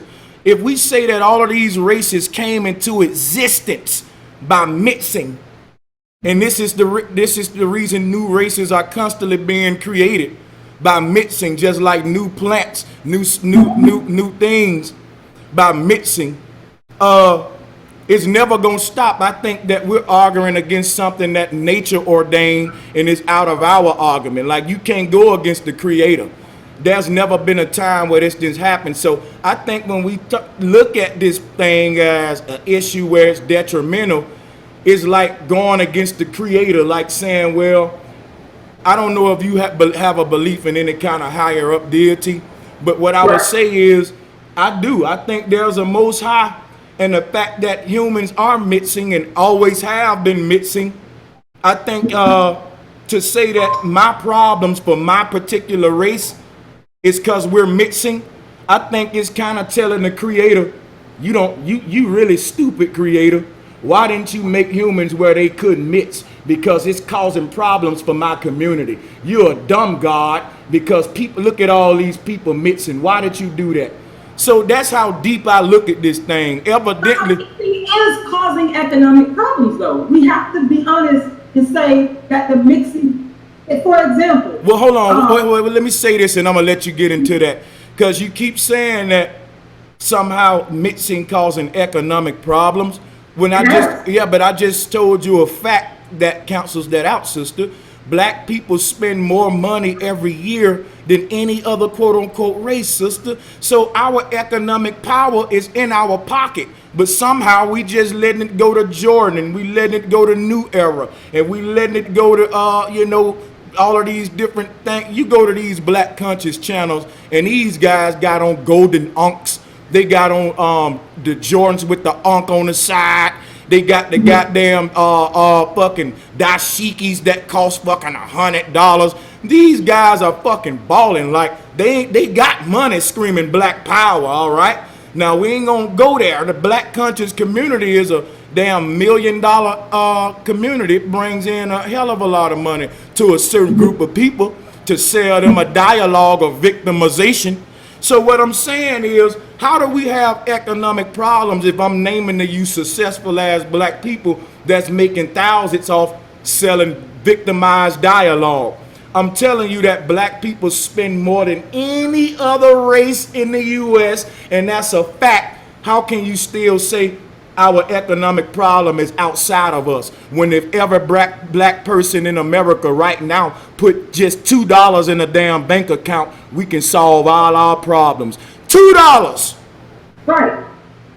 How can we continue? Our economic problem started outside of us, and our economic problem now is within us. And what I'm saying is we have to find, I keep trying to explain to you, we have to find solutions. So, for example, instead of taking that buying power and spending it on consumer goods, start businesses.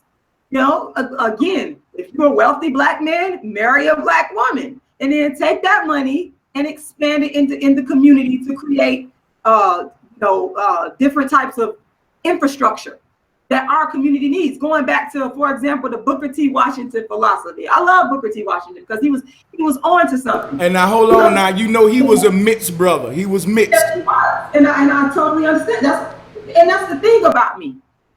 To me, I can learn from anybody. Just because I'm speaking about darkism does not negate the fact that there are intelligent people of all races that I can learn from. So going back, but one thing I didn't like about Booker T. Washington is his act of darkism in terms of how he tried to shut out Madam C.J. Walker, this dark-skinned millionaire. Read about that, but that's a whole nother topic. But going back to Booker T. Washington and his philosophy on how he was trying to basically build Black people up economically. He clearly saw what you are talking about in terms of, let's not just spend all our money on consumer goods. Let's build up a Black infrastructure. And so he started out with the university, teaching Black people how to create the means of production. Wealth comes from the ground. And then you take that wealth, those raw materials, and you turn them into a finished product, and you sell it onto the world market, and it goes back into your community. That is one of the things that he was trying to do. So, I mean, we on the same page in terms of that. We just are not agreeing that, that the Black man should be with the Black woman. I see that's one big area, probably like the only area or the main area that me and you are okay, well, yeah, but the thing I want to say is that was a Black man, and shout out to my brother Javon McCaddy, aka Flat Earth Jamaican Titan.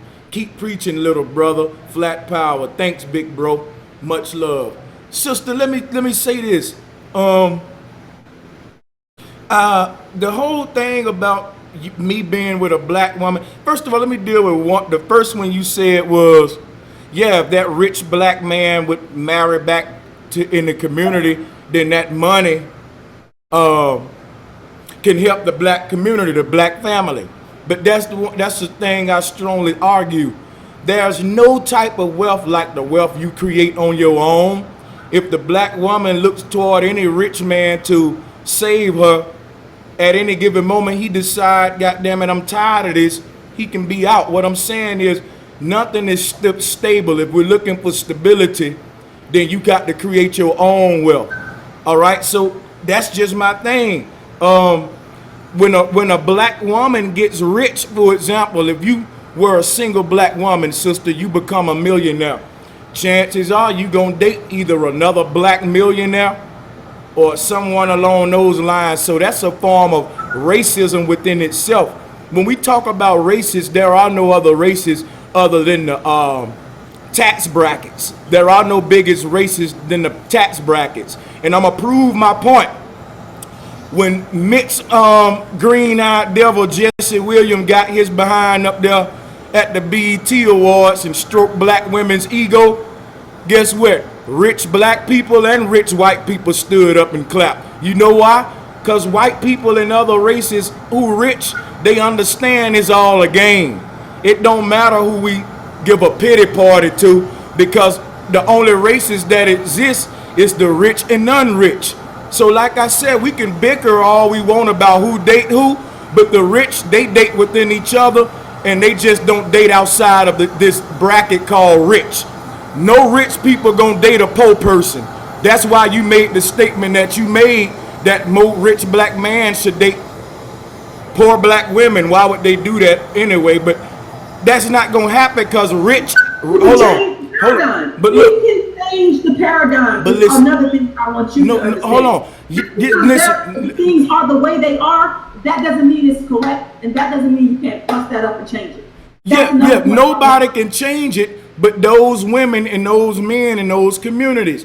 You can't bank on a rich man start marrying more of us from these ghettos, because it's not going to happen. I'm going to tell you right now, straight up, if I get money and be a millionaire and leave from the ghetto, I'm not going back to no ghetto, marrying no project, no hood rat.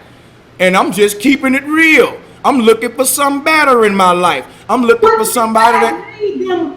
What is a hood rat? Look at the social construct of a hood rat. Listen what I'm telling you. Listen what I'm telling you. We gotta delve into. That's what I'm saying. We gotta unlearn what we learned and step outside of this consciousness that we in. I get you.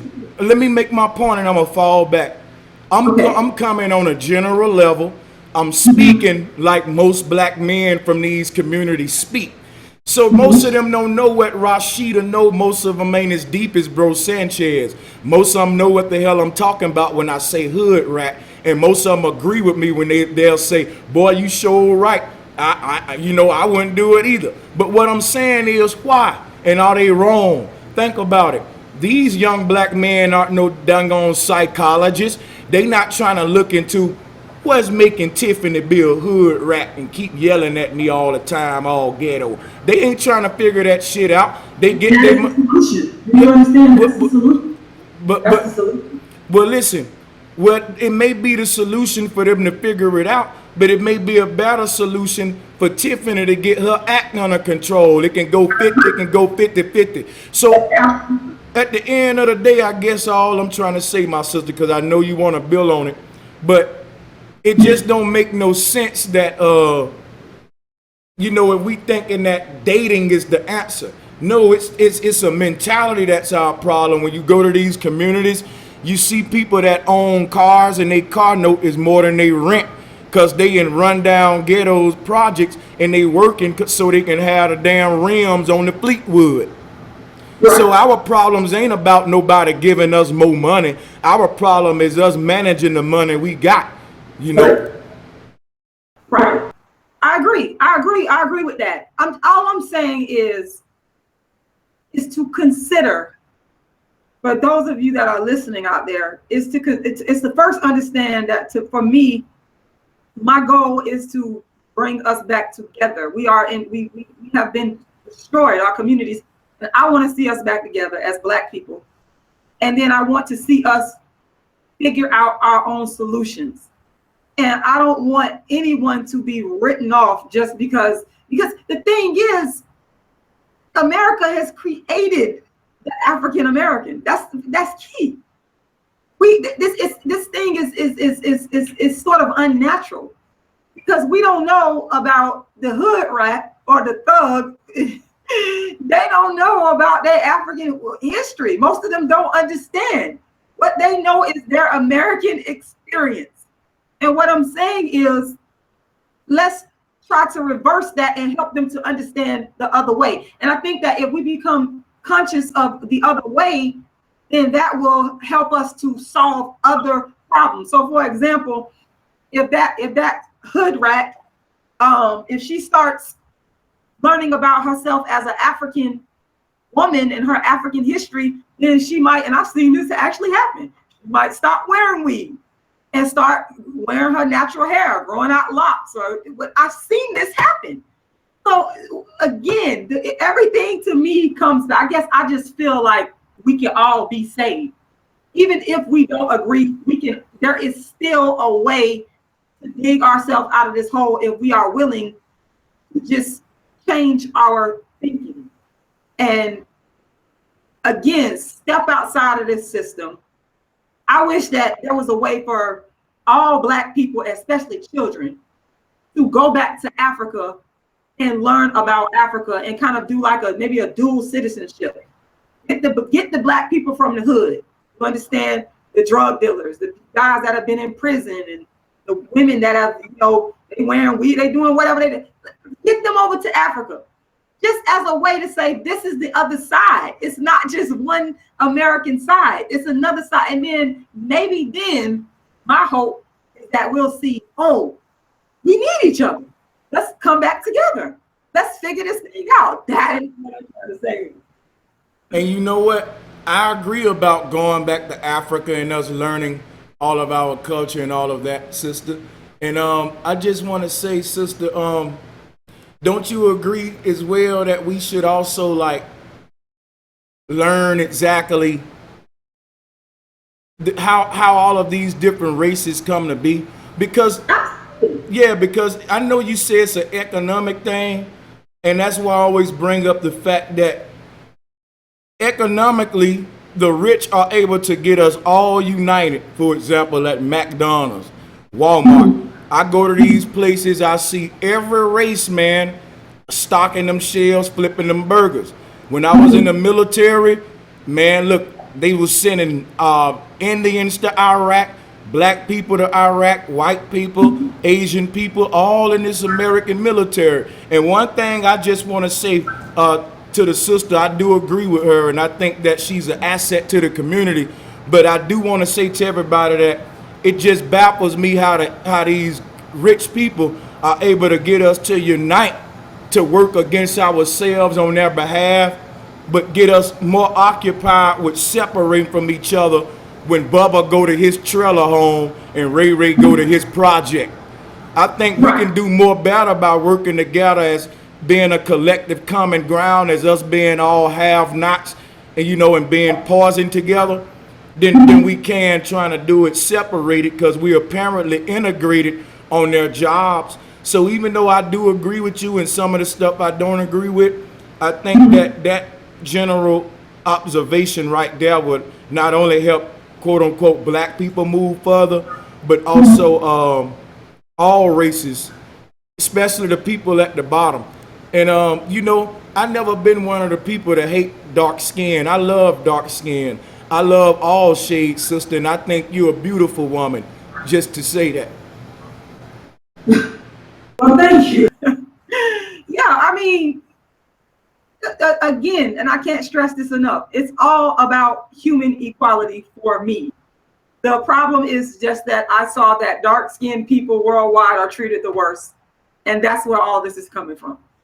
So it's all of, if everybody was kumbaya, I want nothing more than for everyone, Rodney King said, that we all just get along. He's right. He's absolutely right. But you can't ignore the reality of what's going on, and you have to deal with the how-to and what do you do and the strategy and the problems that go along with getting on the road for all of us getting along. And in that process is that the dark skin issue is there. That's what I'm saying. So it's not about ignoring, it's about getting everybody, humanity up to speed. Because like I said to you earlier, if we were in a situation where, and I really mean it, if we were in a situation where everybody was equal, then who cares about interracial relationships? I wouldn't care.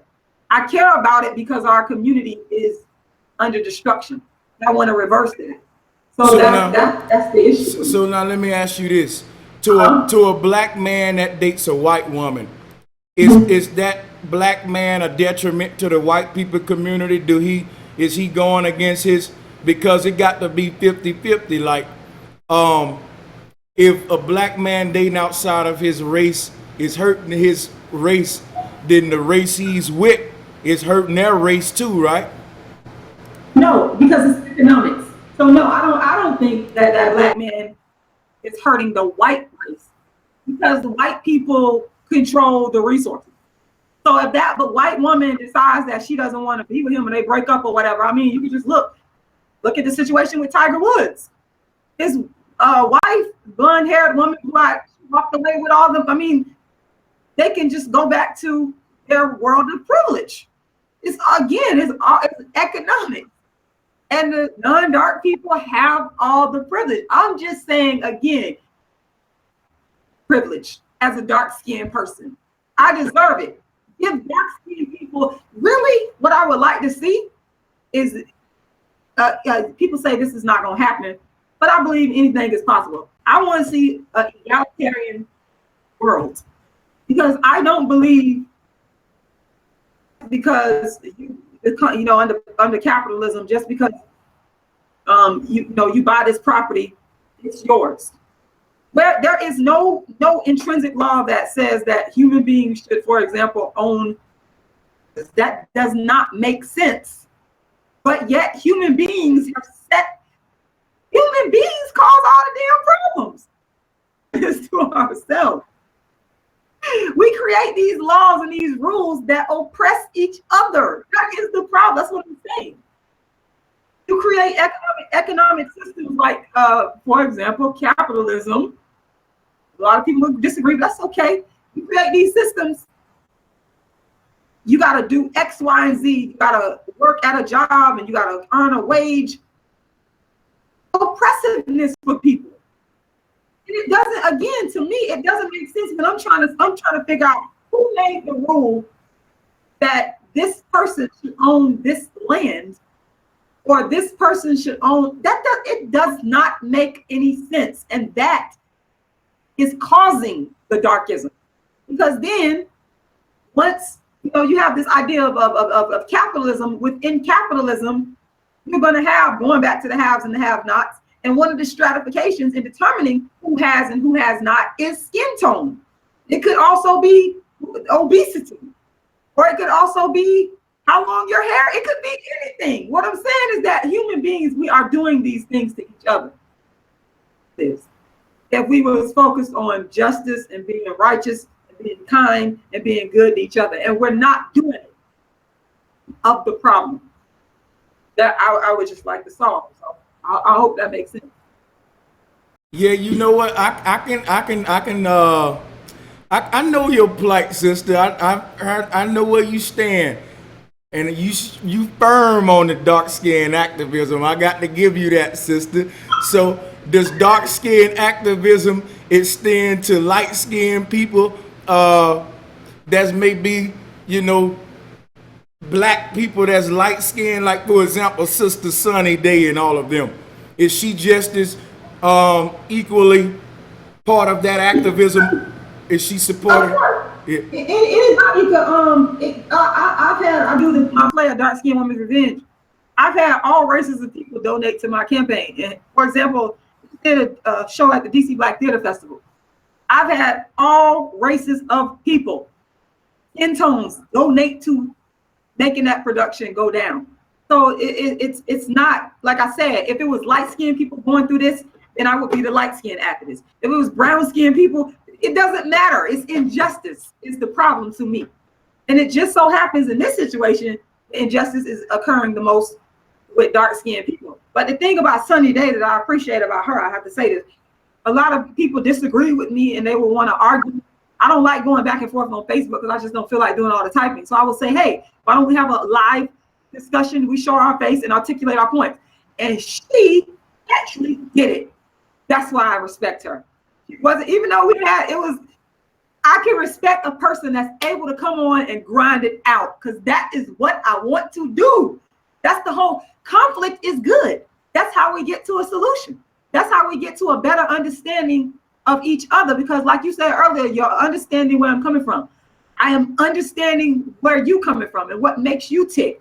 And that to me is what it's all about. And I think somewhere in there, we gonna get to a solution. I know it's gonna happen. I don't know when, but I know we're gonna get to a solution and things are gonna get better. And that's the key for me. That's the key. See, now that spirit right there is what need to be. Everybody in the Black conscious community, if you listening, adopt this spirit right here that my sister is showing.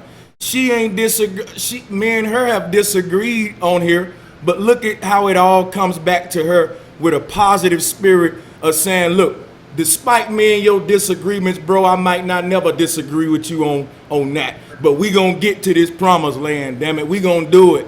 See, that's the spirit that'll make us start unifying right there, as opposed to when I first came into this community, man, I had so many people from the Black conscious community telling me, goddamn it, that my mama should have swallowed me. It's niggas like you. Yeah, and it's niggas like you, brother Sanchez, why we can't move forward. Niggas like you, man, need to be shot. Man, nigga, you the biggest of all coons. They put me in the goddamn, they mentioned me with Thomas Sotomayor and Jesse Lee Peterson. And I'm gonna tell you something. I respect them brothers. Shit, right. They got a lot of logic, and I think a lot of people from the Black conscious community need to listen to them too right there. I don't know how I brought them up, but let me just say that.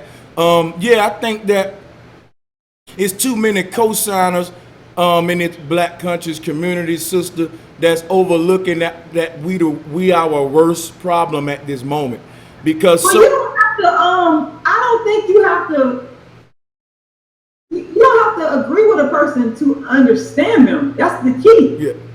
I'm looking for understanding. I want people to understand. I'm not asking people to agree with me, because I know that's human nature. It's conflict. That's just how it is. What I'm trying to do is understand even people I disagree with. So I talk to anybody. I'm actually glad to do it because I'm looking for that understanding. And I'm, like I said, I'm just hopeful that somewhere in there, after all the dust settles, we could find a solution to the problem. And the people that's watching, when they hear both sides of the argument, they're informed on all sides, or on as many sides as possible, in order to be able to come to some type of solution. Because at the end of the day, we do have to find a solution. We have to do that, whether we disagree with each other or not. I'm waking up tomorrow and I'm still gonna be a dark-skinned Black woman, and it's like, what the hell am I gonna do about this? I gotta find a solution. Or you wake up every day, you have your wife or your fiance, you gotta have your relationship. So we still gotta do something any damn way. So I don't see what the harm is in understanding both sides. It doesn't bother me one bit. I actually love it, thrive off of it. So yeah. Mm-hmm.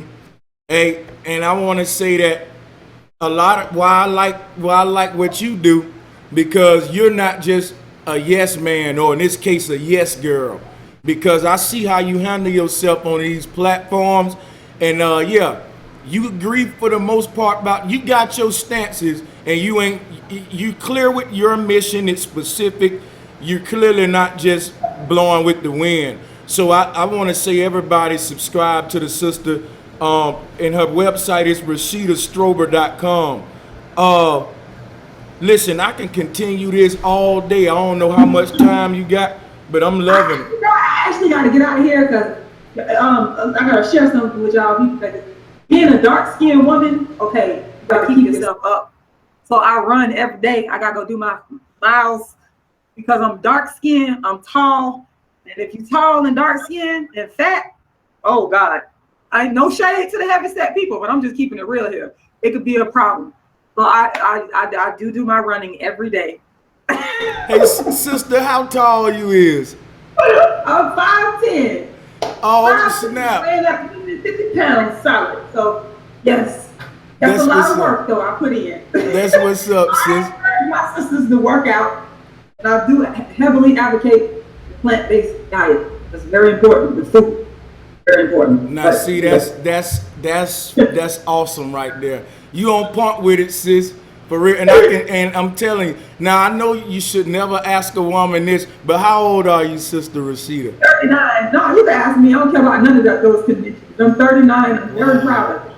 Wow. Now, I must say that you really, I thought I was older than you. I'm 33. You look young, yo. For real.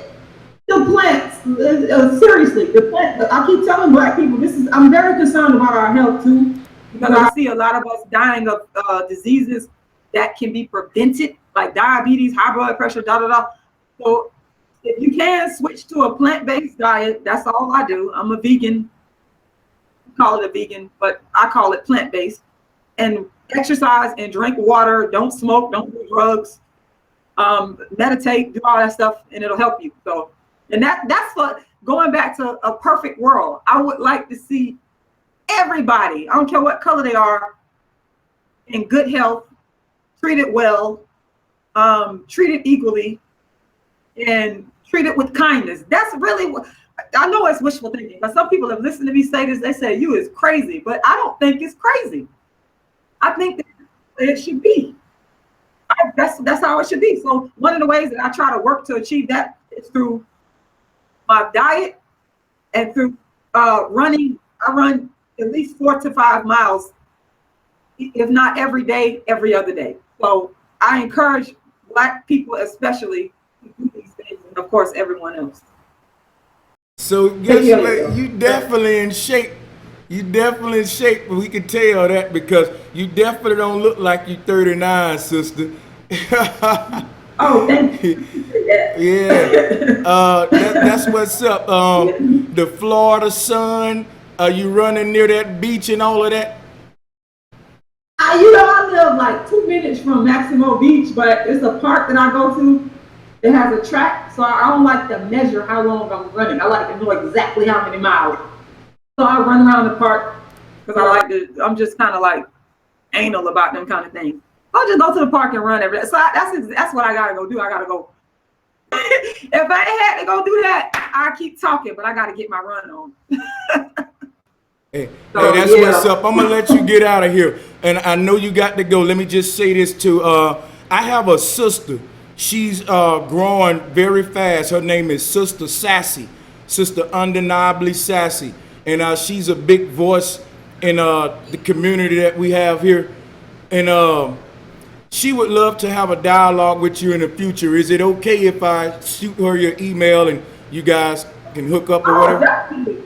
Listen, I'm open to talking to anybody. Everybody's opinion is important to me. I don't care. I will talk to anybody.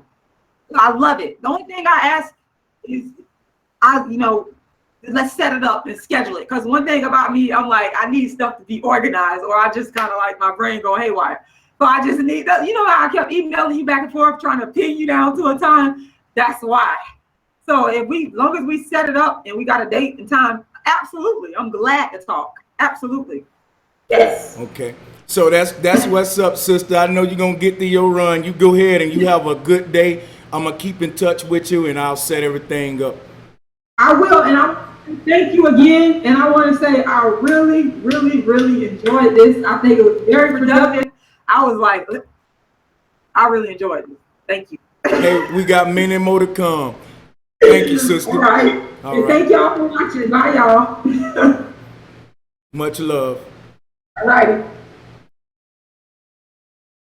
So, guys, what do you think about that? Oh, I shut the thing down. Now you can't see my face. Well, screw my face. Who needs to see my face? Let me say shout out again to the sister Rashida Strober. RashidaStrober.com, guys. And let me do something before I get out of here and let y'all go. I'm going to try to find her YouTube channel. She also is on YouTube. And Sister Sassy, we also going to set that up. You and her can have Sister Sassy, that'll be an awesome discussion between you and her, either on your channel or her channel, or both double streaming. So yeah, I'm gonna definitely email you, Sister Sassy. Don't you let me forget to give you her email so y'all can set everything up, because I think that's gonna be a powerful one, and I will promote that for you guys on my channels. So I think that'll be a powerful one. Oh snap, I just got rid of my chat section. Well, let's just turn the chat off for a minute. I can still see y'all out there. This is what we're gonna do. I want y'all to go ahead and subscribe to the sister's channel. She go live a lot of times. So yeah, she do go live and she upload. It's an active channel. I'm putting her link down here. Like she said, she got a couple of books written. She's an approachable person. If you Google her, she will be on Wikipedia and all of that good stuff. She's a playwright activist, a playwriter. She's a writer. As you can rewind, and she introduced herself. She's a powerful sister. All right. So thank all of you for tuning in, and thank that sister again. I'll probably go live later tonight, but it's not a promise. But anyway, peace and much love, and shout out to you all. Flat power.